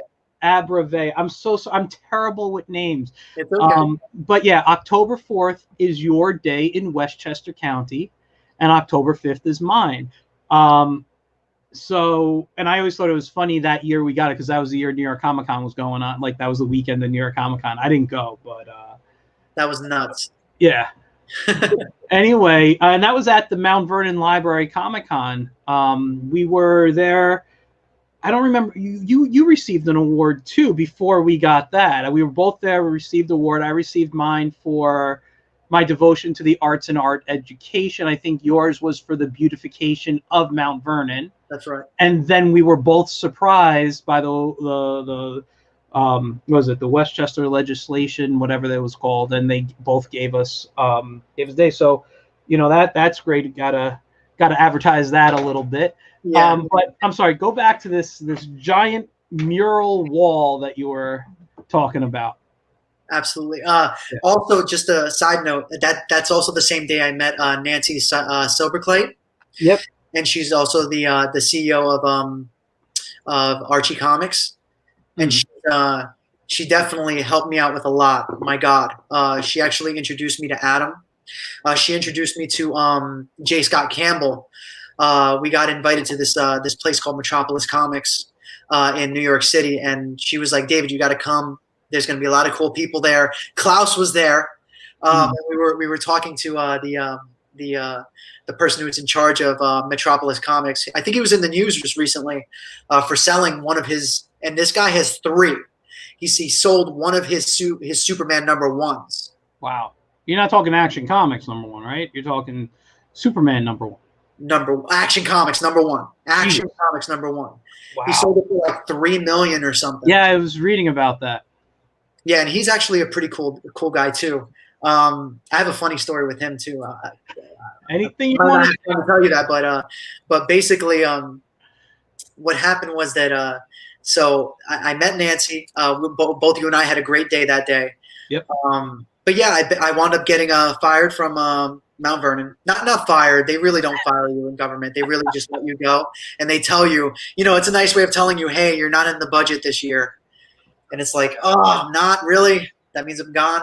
So I kind of I like to cut to the chase. So basically, I got let go of Mount Vernon, and I was sitting, I was sitting by myself in the studio, and I was like, I don't want to be here. I want to travel, and COVID just hit, and they're like telling everybody, hey, you gotta stay inside and all this stuff. And yeah, I wound up taking a couple of trips. For the first trip I went to, I believe we went to, where was it? Oh my goodness, how am I blanking on this? It's right next to Virginia. Delaware. First, I went to Delaware. So I went to Delaware with my family. Went to Delaware. So with my family and Eli. We also went to Philadelphia. We went to Buffalo. So we went to Buffalo, and I got to see the Niagara Falls. And I'm a huge Tesla fan, huge Tesla fan. And I don't mean that as in like the car company. I mean that also in the historical figure, the engineer, the ultimate guy that basically turned the lights on for everybody. Got to see a statue in Buffalo, and that was an absolutely wonderful trip. And I also went to Florida. When they said it was the height of COVID, I was like, you know what? I'm going to wear my mask. I'm going to get on the plane with 2 masks. I don't care. I'm going. I'm visiting my brother. I'm going to Universal. I'm going away from Mount Vernon. I'm getting out of New York. Yeah. Listen, that's fantastic that you were willing to travel in the situation that's going on. Due to my medical issues, I'm nervous as hell to go places. I hear you. And a week before we shut down, I was actually in Florida in Disney World, and then we flew back on the plane, and that was so school shut down. I remember it was March 12th was like when everything shut down. And so it was maybe a week and a half before I was in Disney, and then I came back, and I got sick, and it wasn't Florida. I know that because the time frame they were saying when it could happen. So it was a good, almost a full month. It was like the end of it, March, April. Yeah. End of April, that last week of April, I got sick. And then basically May, I don't remember that in much of May of last year, but yeah, it was a fun time down there. I enjoyed myself. And I'm glad I got to go, because now the way everything is, I don't think it would be a fun fun trip to Disney World right now. Absolutely. Things are shut down. And how did you feel going into a theme park where there's supposed to be a bunch of people? I know you were down visiting your brother, but you're in Universal now. And how was it walking around the theme park during the height of COVID? It was okay. So I've been to Disney and Universal multiple times in my life because actually a lot, because my mom used to work for Disney and my brother works for Universal. So basically, if there was nothing for us to do, we would go to the parks, and it would be like just a regular thing. But every time I would go, the lines would be absolutely ridiculous. You couldn't get on nothing. If you were going, you really had to plan what rides you were getting on. Going during COVID, one, I want to say that visiting my brother is amazing, always amazing. I love my brother to death. He's actually he's one of the top chefs in Universal.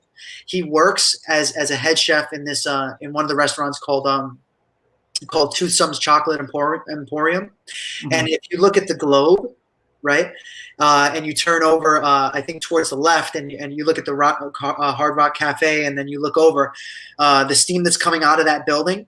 My brother basically approves all the food that's in there, and my brother, he's a wonderful, wonderful person, and he's the hardest worker I've ever met. My God, he's incredible. But yeah, it was an amazing experience. I mean, I had to keep my mask on the whole time. Yeah. But I wasn't scared. Everybody, they were very safe about it. Every time you got on a ride, you absolutely needed to put on hand sanitizer. Yeah, it was pretty safe. And not only that, I was able to get on everything, which is not even like that. That'll never happen again in my life. That was wonderful. I was able to get on it's the best ride in Universal, period. It's Hagrid's. Hagrid's. I forgot what the whole ride is called, but I think it's just called Hagrid's. But when you get on it, usually you know that it's the ride. It's the most popular ride because you can never get on it. It's like a whole day adventure. You have to be on that line all day. I'm trying to think, was that one of the first Harry Potter rides that opened up, or no. It's the most recent one. Okay, so because I haven't been. I usually, when I go down, my wife and I were big Disney geeks, so we usually spend our time in Disney World. I haven't been to Universal probably in a good 10 years or more. They just recently opened the Harry Potter world when I went down. It was probably open for maybe a year or two.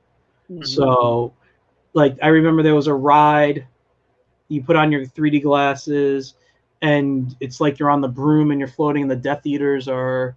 Yeah, that was a fun ride. That one is the one I remember. I don't remember anything else about the Harry Potter world at the time. If you go back, get on the way you're gonna know that it's Hagrid's is when you get on the ride. Okay, you're put on a motorcycle.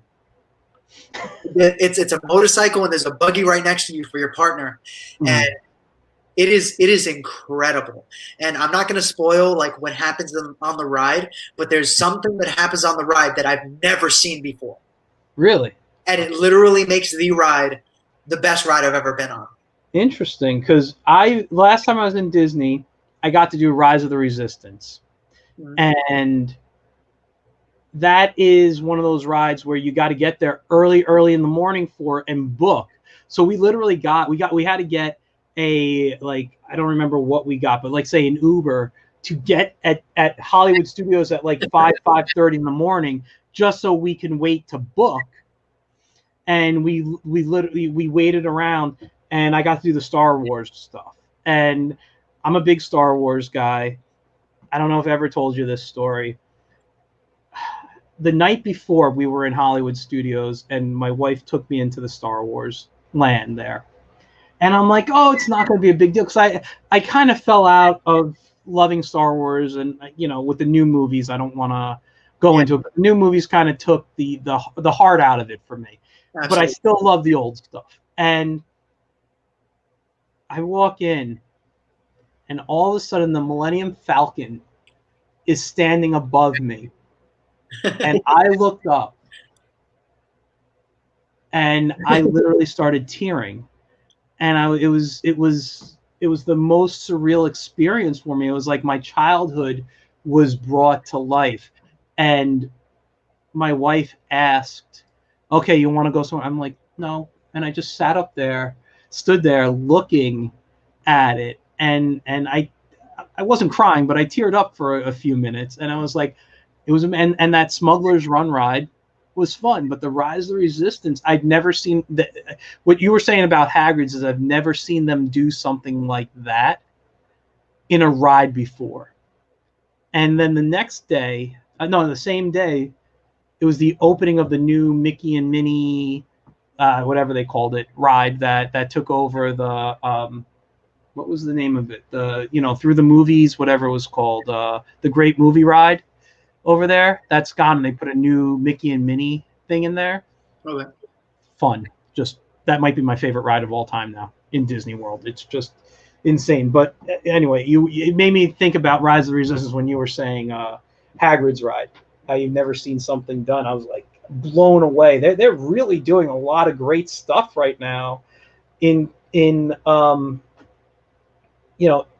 Well, they were up until this stuff happened. What else on your trips that you found very interesting? That was like that stood out for you on your trips around COVID? Oh my God. So there's one thing absolutely that takes the cake. So when I was in Buffalo, and I know I bring Buffalo up a lot, but Buffalo was without a doubt like the best trip I've ever been on. It really was. I mean, there's like maybe a couple of things that could have been made better. But it really wasn't much. It wasn't enough. It wasn't enough to ruin anything by a long shot. But it was seeing the falls, actually being there and actually experiencing Niagara Falls. One is as soon as I parked the car, you can feel the rumble of the falls. Yeah. You can actually feel its power. And then just walking up to it, when you see it in movies and when you see it in in films and in little videos, you really don't understand. It's so much to take in because I mean you could feel it, and as you get closer, it's just this huge rumble that when you're there for your first time and you experience it, you never that rumble stays with you. Yeah. No, I get it. I saw it for the first time. I think I was 13, maybe 14 years old. We saw it on the Canadian side, I believe. Oh yeah. And I got to be honest, I'm not a big fan of heights, so I didn't want to go near it, but I saw it from afar. And because every time I think of Niagara Falls, and I have this really bad fear of heights, I think of Superman. Remember, was it Superman 2, and the kid falls from it, and Superman comes? I'm like, I know I wouldn't be that kid. I wouldn't climb over and be a jerk like that. But like, all of a sudden, I can just picture just getting dizzy and feeling that sense of falling. So I didn't go close to the falls. I don't know if I'd go now either. If you ever get to go again, go to the Buffalo side. Uh-huh. You can see it from a very, very safe distance. It's actually, that was one thing so I'm a thrill seeker. I really am. So when I first saw it, I was like, we got to get closer. And you can literally get to experience it. From the Buffalo side for me is, I'm a New Yorker, but I'm not saying this because I'm a New Yorker, because I've been on both sides. Mm-hmm. However, I guess this kind of caters to it. When it was the dead of winter when I saw it in Canada, so I did not want to be there long. And it was summer when I saw it in New York. So, but it's so safe. It really is. And the best part for me was the most mind blowing and just spiritual moment for me was getting on the Maid of the Mist. Originally, when I first saw that you could even go in between the falls, I was watching this show called The Office, and I'm shouting out to Eli right now because Eli Hernandez, because she was the one who really put me on The Office. A lot of my friends really told me that it was great, but she was the one that was like, "Let's watch it. Let's put it on." And I have something else to tell you about Star Wars too. Just got to remind me. But we got on the Maid of the Mist, and oh my God, man, it's such a powerful moment. Just being around that much energy. Yeah. It really changes everything. Don't get me wrong. Like you can visit anywhere. I still want to go to Italy. I still want to go to Venice. I still want to go to Germany. I still want to go to Spain and also South Africa and Egypt and all those other places, all those great places. However, I honestly think that Buffalo and the Falls, it's life changing. It's absolutely breathtaking, life changing, and I know that people when they gaze at the stars, when you actually see the stars, when you're outside of New York, Yeah. and you see the stars in their entirety and actually get to experience what space looks like, that's a humbling experience as well. But the Falls is even closer. And think about it, they're so powerful that if you wake up early enough, they generate their own clouds. Yeah. Yeah. You don't get more powerful than that, I know. It's you look at what Mother Nature can do, and I'm always impressed by that stuff. It's people think just because I draw cartoons, I'm always watching cartoons or something. That's just part of my day. I spend a lot watching a lot of stuff on history, nature, and all that. I love it. So it's nice to hear people like you passionate about what they've seen and how it's affected them. I can't think of anywhere off the top of my head that has affected me like you're talking about right now. Maybe going to the Frazetta Museum, that might be the closest thing of a change in my life. Just seeing everything up close. I don't know. Maybe I don't know. Nothing. I don't think nothing in nature has ever like really impressed me like that. I just think it's cool. I think it's cool to see what's out there. No, but Buffalo. I've been to Buffalo a few times. It's a nice area, but not during the winter. You don't want No. So the one thing we haven't chatted about yet are cons. Now, cons have. Oh, wait! Before we get to cons, because you mentioned Tesla, I recently had on my show, and I backed, and I don't know if you heard of it. It's a comic called Tesla on Mars. It was on Kickstarter. It's been backed. You should look up the artist's name is Ryan Shalafor. Okay. Look him up on Instagram. I could even do an introduction for you guys. I think you'll love what you were talking about. What you would see from his work. Now, cons. Yeah. We've done cons. I've been doing cons since 1997. That's when I first broke into the industry. I self-published. What'd you say? That's 1997. That was a great year. Metal Gear Solid. Well, no, Metal Gear Solid was, I think, 1998. Final Fantasy VII was 1997. And I want to show you something. This is terrible. Very, very terrible. The very first Ash Can of Plunger Pup I made. Okay. Wow. This was 1997 for me. Okay. I keep a copy, at least one copy of everything I've done. And then I started doing my books. But I don't know if you know who Erwin Hansen is, right? The artist Erwin Hansen. Okay. Now, I went to a show and I brought this, and I can look back and see how crappy of an artist I was back in 97 with this stuff, right? I brought it to a show and I was handing it out. And I've always liked Erwin's work because he worked on a lot of, he was an old school guy. He worked on like the Justice Society books going back to the beginning of them and stuff.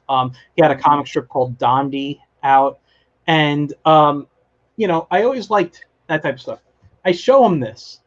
And after talking to him, but before I showed it to him, we were talking. And he found out I was telling. He's like, "Where are you from?" I said, "I grew up in a town called Mayapack, New York." He goes, "Oh, I used to have a summer home up there, or a weekend home. And he goes, do you know where this lake is? I go, yes, I live literally walking distance to it. And so we just kind of bonded over where I grew up and where he would spend his weekends back in like the 60s, right? In the 50s and 60s. So he asked me to sit down. He looked through this book and he tore me apart. He said, this is what is wrong now. And he told me everything. And, the guy got a bad rep for having a temper, but I think he was such a good guy and so nice that he gave me so much information that before I left, I'm going to just turn it.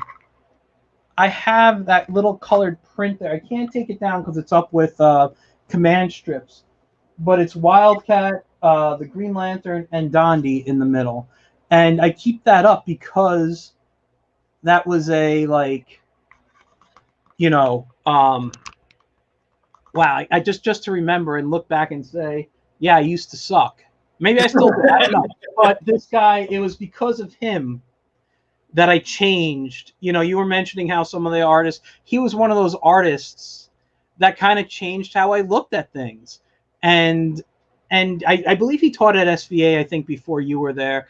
And, I keep that up because of him and the stuff that I learned. And when I feel like, God, am I doing a bad job? I kind of look at that and feel like he's yelling at me again, and telling me, you're this is what's wrong. And, but he really was a good guy.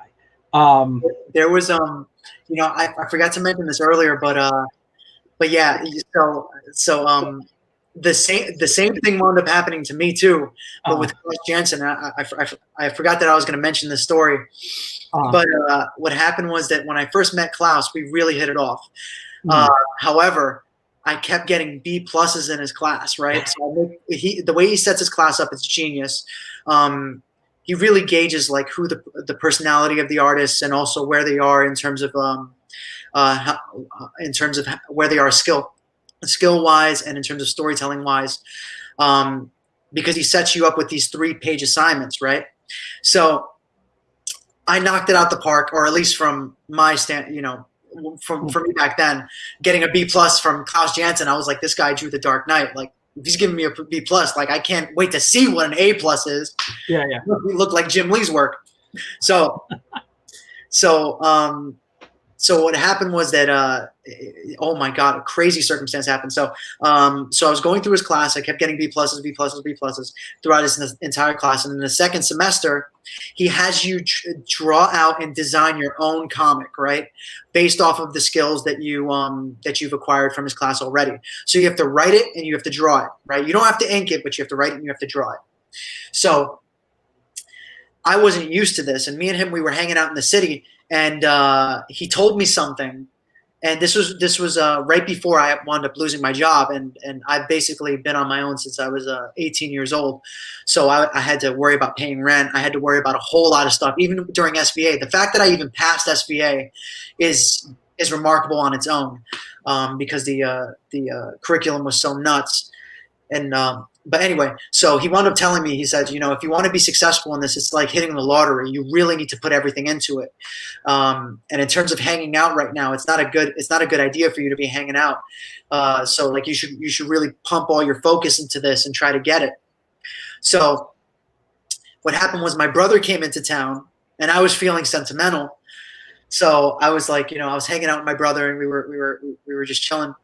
And I wound up losing a little bit of focus on my studies, and I didn't complete my assignment for about I think for about 3 weeks. I didn't complete my assignment, and I came in with this really bad, half-assed comic. And he looks at it. It's student life. You have to make mistakes in order to to get better. And this was either my biggest mistake or my greatest success is this failure. So I handed him my work, and he wrote what he likes to do. This guy, oh my goodness, he likes to write on Post-it notes. So regular Post-it notes, he'll write all of his criticisms of your assignment. So he wrote, and this is the first time I've ever seen him do this. he wrote three post-it notes stacked on top of each other going down, basically talking about how this is the worst thing he's ever seen, and that my career is going down, and that like he was like, the only thing you're going to get for this assignment is a D. Even if you finish your assignment, I'm going to give you a D, and even if you change this up, you're going to get a D. Like, he just straight up told me, like, you're not going to get anything better than a D from your performance so far. Yeah. So after looking at that, right, and feeling bad for myself because I had just lost my job, and I was worried about paying the rent, and basically got crapped on by like my childhood hero, I looked at that and I said, you know what? If he's going to give me a D, he's going to give me a D plus, because I'm going to freaking knock it out the park right now. So after that, I basically geared up, I buckled down, and that's when I started like this crazy 7 days staying awake. Like, I was crazy about success, so staying up 7 days straight. So I got a buddy of mine to help me out with the script. His name is Dan Johnson. He's an amazing writer and an amazing artist. But he helped me out with the script. I was like, I'm happy with this. Let's go. So 7 days straight working on this thing. And the idea was to complete a 21-page comic by the end of the semester. Wow. Right? It's a huge endeavor, especially for a student. And at the end of the class, after I handed it in, which, by the way, throughout the entire class, he crapped on me the whole time. He was like, you don't do things the way David does things. And I was like, okay, keep going. You got me here, but watch until the end. So literally the last week of classes, and you already know how my style is. My style, I'm incredibly detailed. So that was a mistake that I was making. And thank God for, seeing Jonas's work has really made me pull it back. But I was one of the only people to finish my 21-page comic. And when he saw it, he was like, this is, it was like this vindication, he was like, you did pretty damn good here, Mm-hmm. And seeing his face, like, kind of like, being absolutely surprised and me stunning him, was a lot of validation for me, because reading those notes, and I still have those notes too, and I'll never throw them away. But seeing those notes really pushed me. Every time I think about like whether I can do this or not, because doing comics is hard, as you already know. What we do is a very thankless and very lonely job. And thank God for my followers on Instagram and for my best friends who've always pushed me on. Yeah. But it's a very lonely career. It's super, super lonely. And can I interrupt there? I actually like that loneliness. I'm the type of person, I don't like to be around people. I mean, don't get me wrong. I enjoy cons. I enjoy seeing my friends, family, stuff like that. But when I'm working, I don't need people around me. It's nice just to kind of zone out and just be in my own head and work, and then be like, oh, I want to talk to someone. You know what I do sometimes? I have friends that I basically will set something up like this, but I won't go live, and we'll just be on a stream together, not recording, and just BS with each other, and we'll work. And it's like, excuse me, a virtual studio almost. Yeah. Sorry, but anyway, continue. Yeah. So when I originally had my studio, I had to close it down because of COVID. Yeah. But I had an art studio. It's like I was setting my life up, and then COVID hits. It's like, ooh, it's over. Mm-hmm. Oh yeah, and I guess we're gonna segue after this to the cons. But But yeah, I had my studio. I was inviting my students along because I taught at WCC, Westchester Community College, for those who are not in the New York area. Mm-hmm. I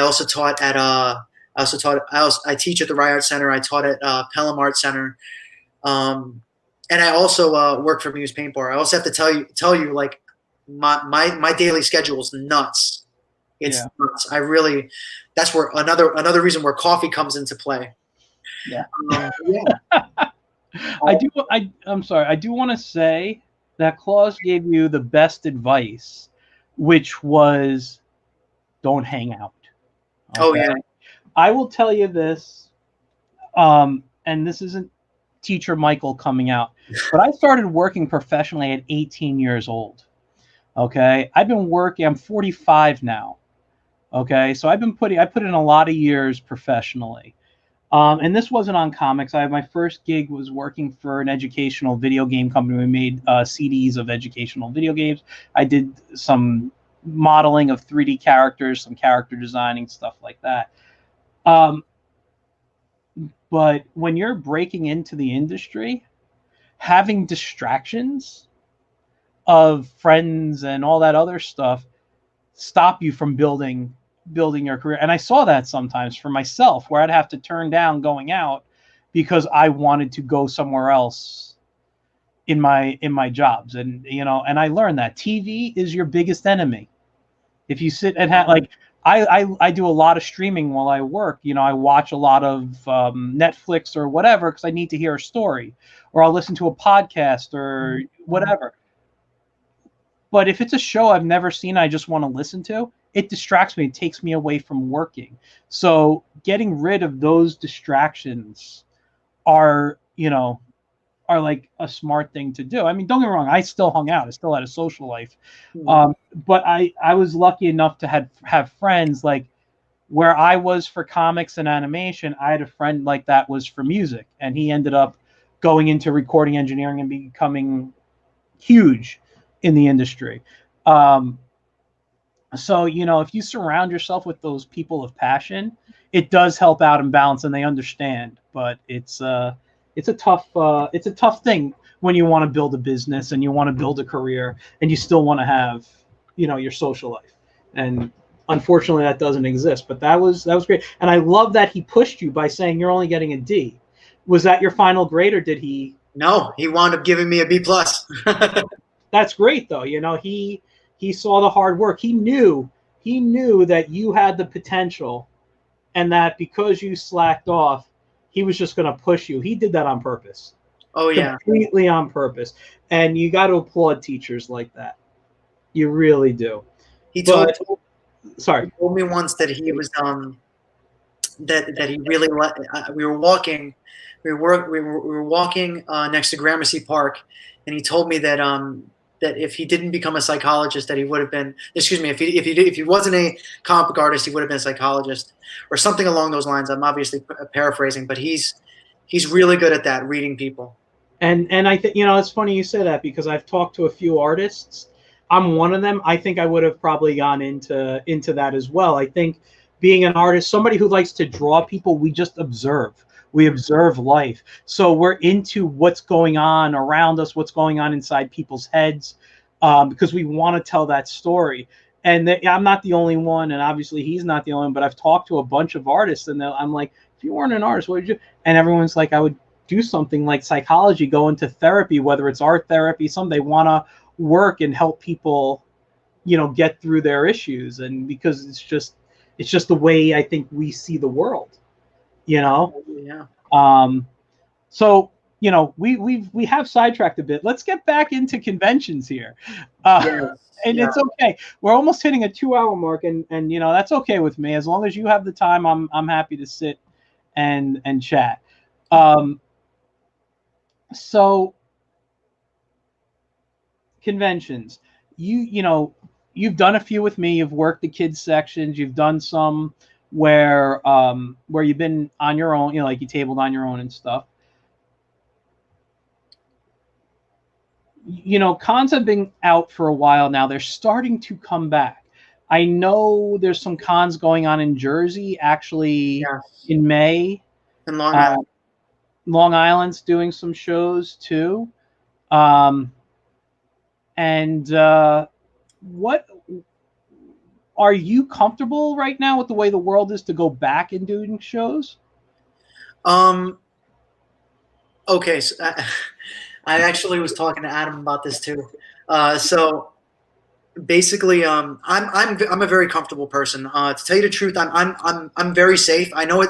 I know that when I say things like, "Oh, I was traveling, I was getting the hell out of Dodge, and I was gonna, do my thing," that it makes it sound like I'm a wild card or something like that. But I'm really not. I'm really, really safe in terms of like washing my hands, not touching my eyes, and making sure I have my mask on and staying away from people.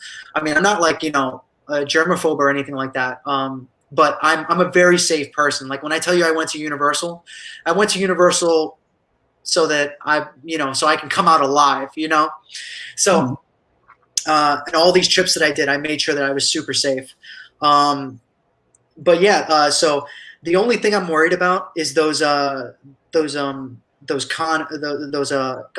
Con goers, those cosplayers that walk up to your table and they're not really like, I had this one guy, and I'm not trying to knock him, but you kind of just don't do stuff like this. And I'm sure you've experienced this too, where somebody walks up to your table and they're not really that hygienic, and they're kind of like, touching their nose and like, rubbing their eye, and they're touching your stuff.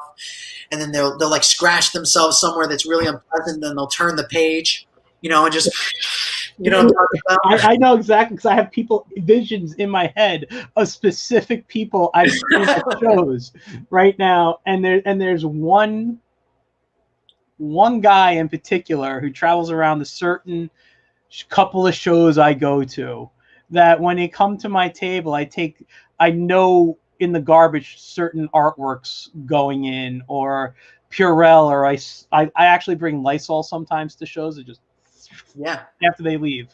Absolutely. Con flu is a real thing. Yeah. But yeah, I know those people really well. Yeah, it was disgusting. I literally told him, I was like, sir, it's okay. You've seen it. Mm-hmm. Just go. Yeah. Go. Yeah. Oh, I know those. I've had to ask people. I'd be like, excuse me, can you come back later? I got to go to the bathroom, and I'll walk away. I'll just get out of because I'm like, I can't be around it. But then I feel like I have to wash myself anyway. When and I hate to knock people, but if you do a big show like New York Comic Con, where you're literally pushed up against people walking around, I bring deodorant to those types of shows. Yeah. And I give my, and I just give a freshen up, because it's needed. And whether I'm doing it in the bathroom or at my table or something, it's just, I'm like, this place, it's just getting to me. I feel, Yeah. And I'm one of those people where I'm not really a germaphobe, but because of my medical issues, I'm very safe. So it's not really being a germaphobe, but my medical issues make me. It's smart, Yeah. Smart. So I got to, and I've told people, like, I don't shake hands, I don't fist bump half the time. Like, will you do? No, I won't. Sorry, it's safety reasons. I get that Purell all day. Yeah. So go ahead. You were saying. I was going to say that.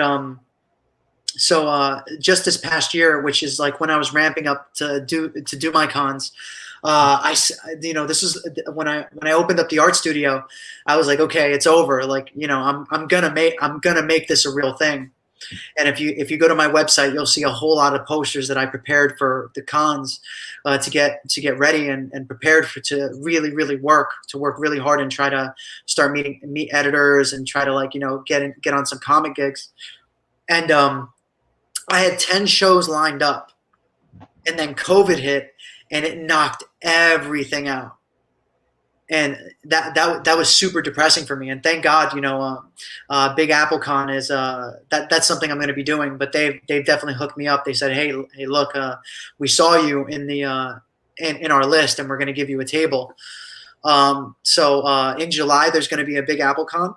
Okay. And also in September there's going to be a Big Apple Con, which I'm going to be at both. And I was talking to somebody about this. I think I was talking to two people today. I was talking to my friend Melissa and my friend Michael.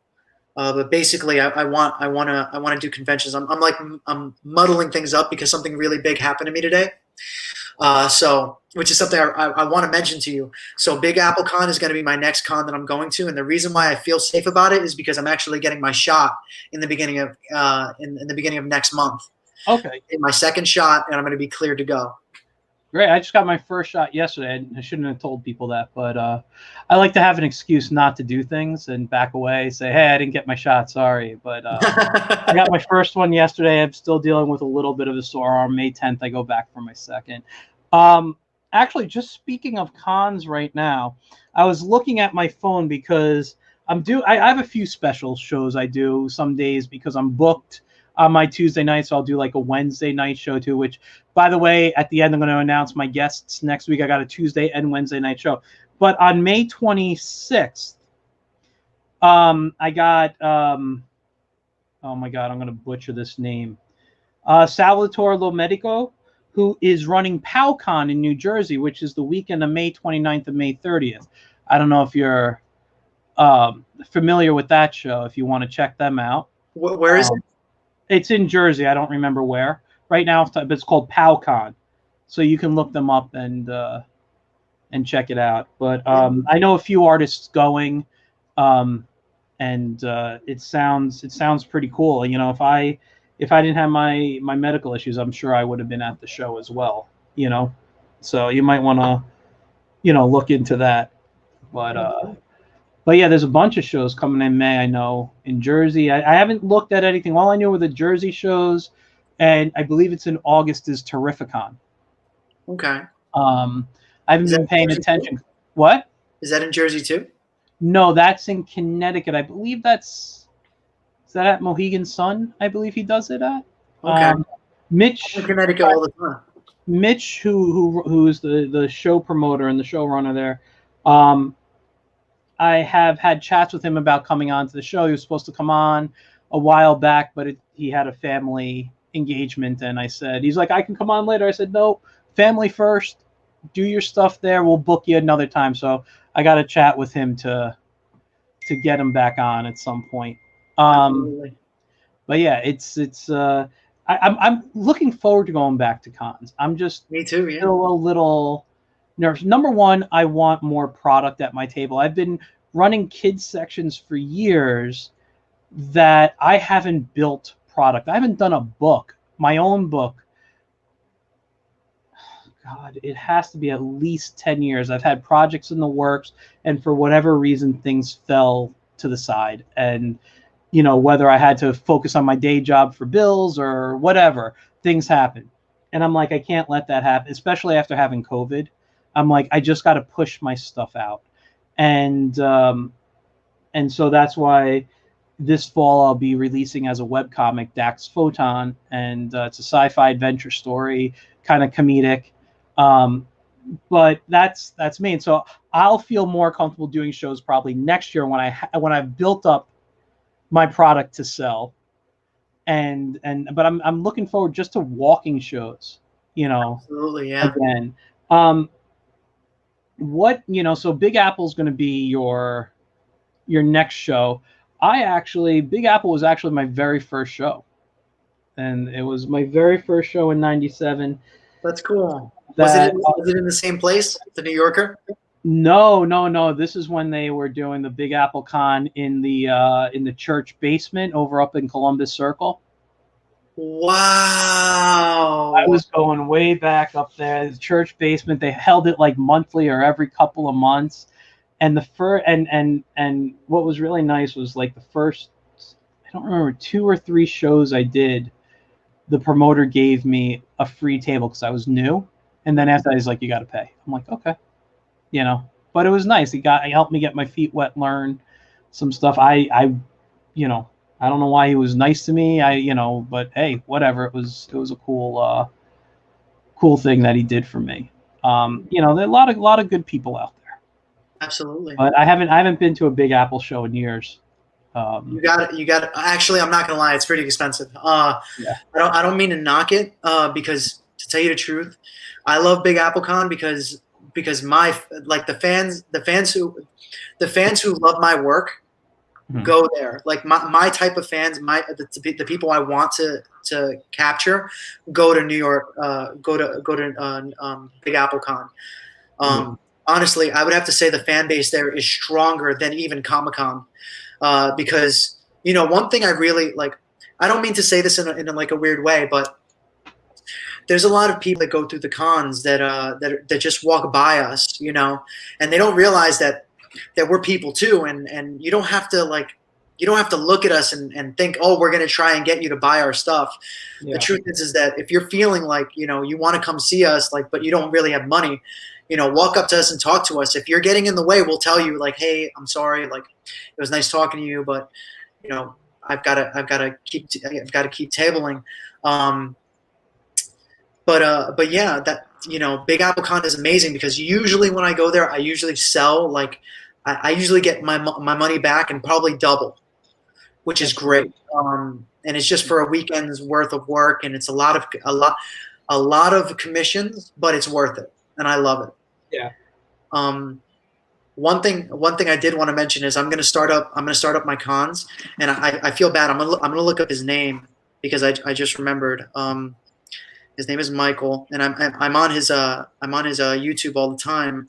And I feel bad because this is revenge because he butchers my last name too, like crazy.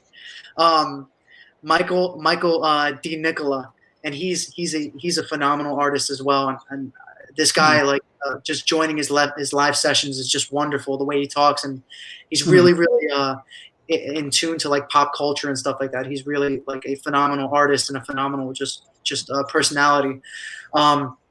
But yeah, we're talking about doing cons together. But aside from that, just talking about work, I need to tell you about like my daily life really quick. Go for it. So for anybody who wants to come and see me, like during like a weekend or something like that, I work at this place called Muse Paint Bar. So I'm a bartender / instructor at this place called Muse Paint Bar in White Plains, and it's really, really awesome. I get to teach people how to paint, and I get to serve them alcohol, which is also kind of cool. So for my younger audience, I'm going to give them juice. But for my older audience, like come by and let's chill, let's hang out. But I do that during the weekends. I also work after I get out of work, which is I'm going to tell you that last, what I do last as a day job, which is very, very exciting. So after I get out of work, I work on Devil's Reign and I work on comics. I'll knock out maybe a few panels or a few sketches and stuff like that for Devil's Reign. But yeah, I also work at the Rye Art Center, which is actually a wonderful, wonderful establishment that teaches younger kids. We'll have a little chat about that after. I've been reached out to about some stuff, so I'll talk to you about that off the air because nothing's confirmed. So, but I wanted to tell you, yeah, some cool stuff. So I work there during the week, and I teach ages from ages 8 to 13, and I get to hang out with them and teach them the wonders of comics and storytelling and stuff like that. And we have a really, really good time. And then there's my day job. So from Monday to Friday, I work at this place called Sales One, and it's basically a jewelry company. And I know it sounds really weird, but it's a jewelry company that owns some of the licenses from Marvel, DC, Warner Brothers. Wow. And it just today I was in a meeting with My Hero Academia to start creating content for their stuff. Wow. So it's really, really exciting. And today, the reason why I was actually mentioning this is because I just saw one of my illustrations become turned into a product, and my first illustration was a Boba Fett for Star Wars. Wow, that's fantastic! Congratulations. Yeah, I gotta say. Go ahead. I'm sorry. No, it's okay. So I was going to say that when I saw it, I was like, oh my God, I made that, Yeah. And I have like quite a few things coming down the pipeline. So stuff for Star Wars, stuff for Marvel, stuff for Warner Brothers. Let me see what else.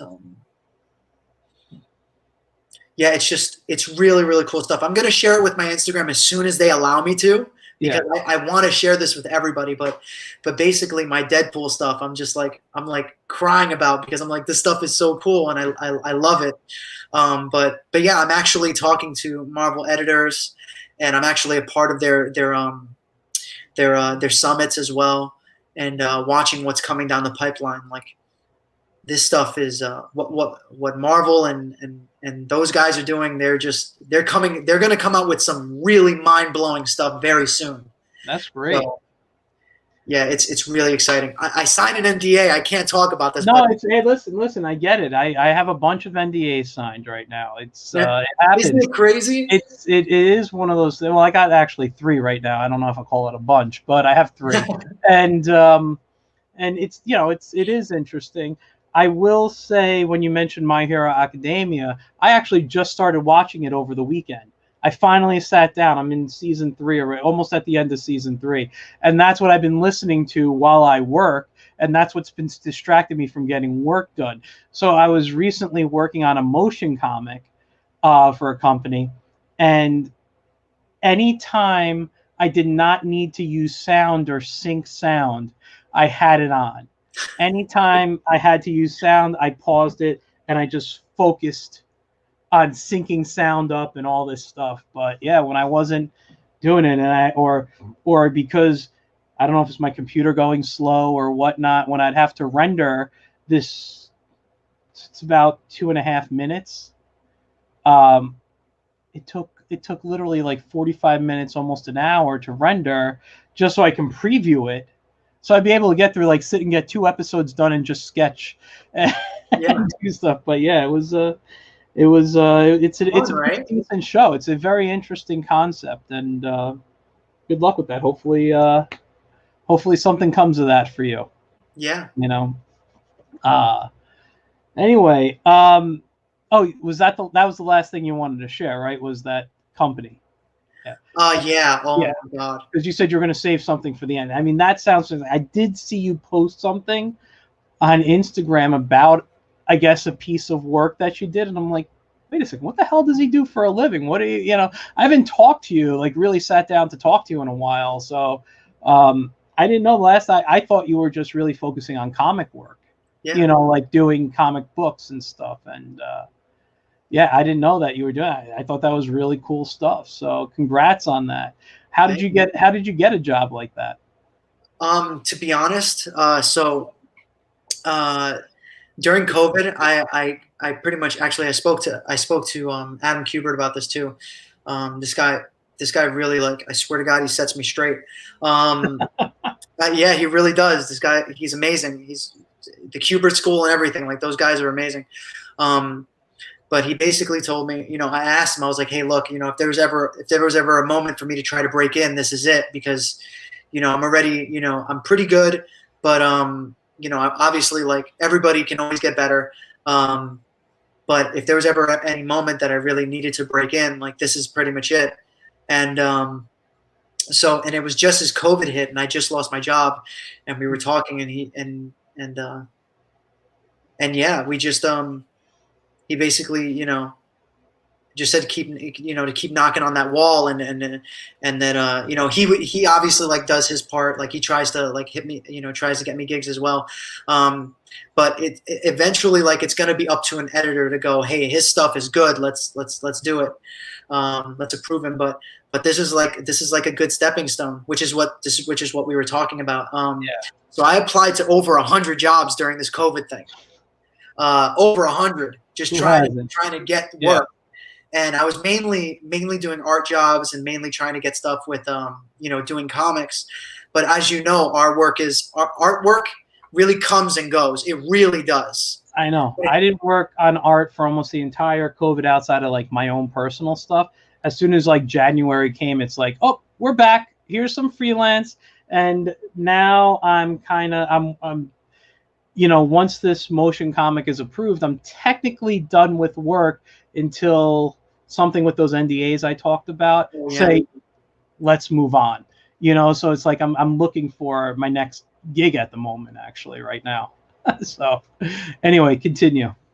Yeah, so when the faucet's on, it's on, and it's pumped. Yeah. Like, people just want to throw money at you, and you can't grow enough arms to get all this work done. So what happened was that when this job came along, and I spoke to him about it, he said, you know, like, this is a good starting point. You know, you're actually going to get your chops with editors, and he's totally right. I'm talking to, I mean, granted, they're MCU editors in terms of, like, the movie universe, and in terms of Marvel content. Like, they mainly so far the stuff I've dealt with is all movie stuff. Aside from the Deadpool stuff, which is really cool too. Nerdy 30, shout out. But yeah, so far I'm not dealing with. I'm working with editors. I'm showing them my work. They're getting a lot of changes. I got to work on WandaVision, which was freaking awesome. You know? Yeah. Wow. So Oh, you go ahead. I'm sorry, I got some burps. I don't know why. I apologize. WandaVision. Yeah, I mean, was it anything that ended up in the show, or was it for this jewelry company?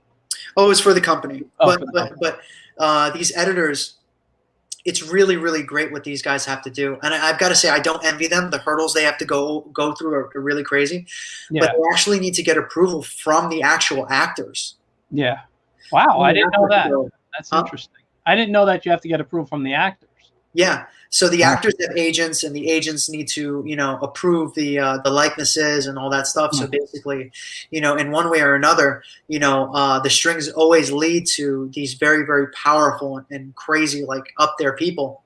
Yeah. So when I was doing work for WandaVision, all that stuff needs to be approved, and also the stuff for Lucasfilms needs to be approved. And when I saw I'm looking at it now, but I can't show it to you, not until it's published. But I'm gonna share it with my followers on Instagram. I'm literally only on Instagram. I have a Twitter account, but I'm gonna deactivate it soon because there's so much. Twitter is not. It's for the most part, it's not a pleasurable place to be at the moment. Yeah. I use it mostly just to advertise this show and occasionally some drawings. I'm mostly on Instagram and Facebook. I don't even use Facebook too much anymore, except to promote, this stuff. I find Instagram to really be where my followers are and to be where I get more feedback, like today. What? I forget to mention it's drama free. Yes. But I mean, like today, you commented on my Flash Gordon, which thank you, by the way, today. And I didn't get a lot of hits on it, but I actually had some people message me privately just about like how they liked the pose I made, and it's like, okay, cool. That was nice to get. It was you don't get that usually on like Twitter or Facebook maybe, but like I don't see the people on Facebook really doing that too often. They like it and that's fine and everything, but I feel Instagram is the place for artists. Absolutely. Yeah. The best part about Instagram is and this is my favorite thing. Actually, one very, very cool thing. One of the coolest things that's probably ever happened to me on Instagram was the voice actor for Barrett in Final Fantasy VII, the game, the new game. I sent the picture over to him, and he actually responded to me. That's awesome. And he was like, dude, this is great. I'm going to send it over. He sent it over to the voice actor for Tifa and for Aerith. And we were just talking back and forth about like how awesome Final Fantasy VII is, and about how he loved my drawing. And it was just like an unbelievable experience. But my favorite part about Instagram, and this is something I'm noticing a lot lately, especially, I don't want to mention too much about this, but it has to deal with like this whole cancel culture thing that's going on. Believe me, I don't talk about it. You can mention stuff, but I refuse to talk about, like, go into detail on my show because it drives me insane. It drives me insane too. Yeah. So they live on Twitter, and they'll literally go 9 years into the past when somebody started their Twitter account and try to completely demolish a person's reputation and destroy them. I think the first time I ever saw that was with James Gunn. And then there was like a few other people that did the same thing, and they got completely obliterated by Twitter. And honestly, like, one of my favorite people right now in the media, even though he gets completely crapped on by Fox News and every freaking network that can possibly try to get their hands on him.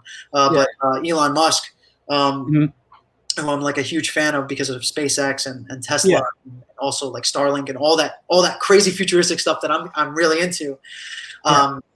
He just gets bashed on all day. And I just can't do it. The ping pong thing that happens on Twitter, I'm just like, you know what? I'm getting out of it. I don't even want to be a part of it, to tell you the truth.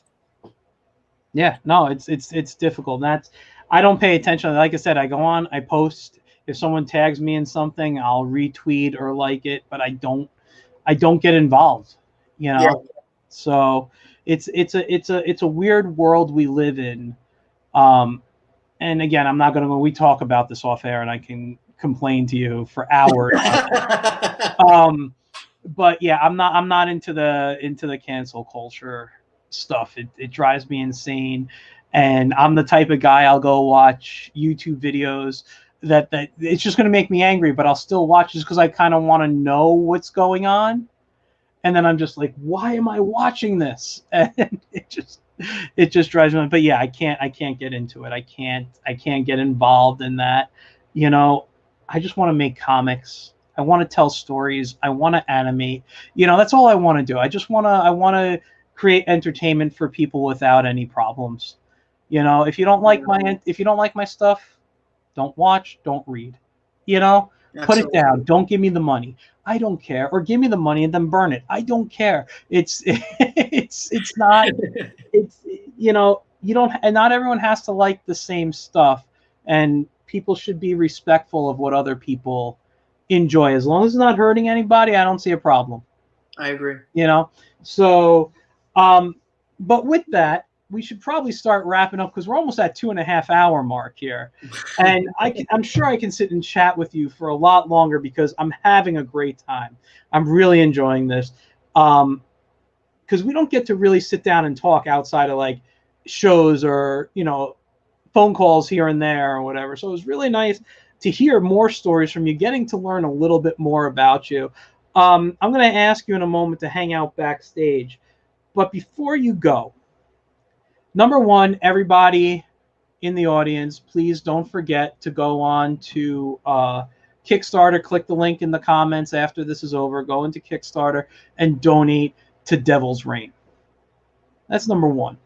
Number two, if you guys, you know, hopefully stayed throughout the whole time of the show, I said he was someone, that David here is someone who is one of those people you need to watch out for. I think after this interview, seeing his work, hearing his stories, you know this is somebody to look out for. This is somebody who's going to be I personally believe, one of the big names in the industry. Give it 5-10 years and you will be the name people are looking at and collecting because your name is on the book. I personally believe that. And I want to thank you just for being a creator, just for bringing entertainment to people, whether it's the Son of God, whether it's Devil's Reign, whether it's whatever, it doesn't matter. You're bringing enjoyment to people, and thank you for that, because there's not many people who can do it, and those who can do it and have the passion you have for it, it's unbelievable. So thank you for all that. I'm going to ask you just to hang out backstage. Is there anything you'd like to say to the audience before I throw you backstage? Or I guess what I just want to say is thank you guys for tuning in, and I really appreciate it. To all my followers on Instagram, I don't really see them as followers. I see them all as friends, and they reach out to me all the time. You know, wishing me well. I was talking to Melissa today. We both have tabled with her. She's absolutely wonderful. Yes, Melissa's awesome.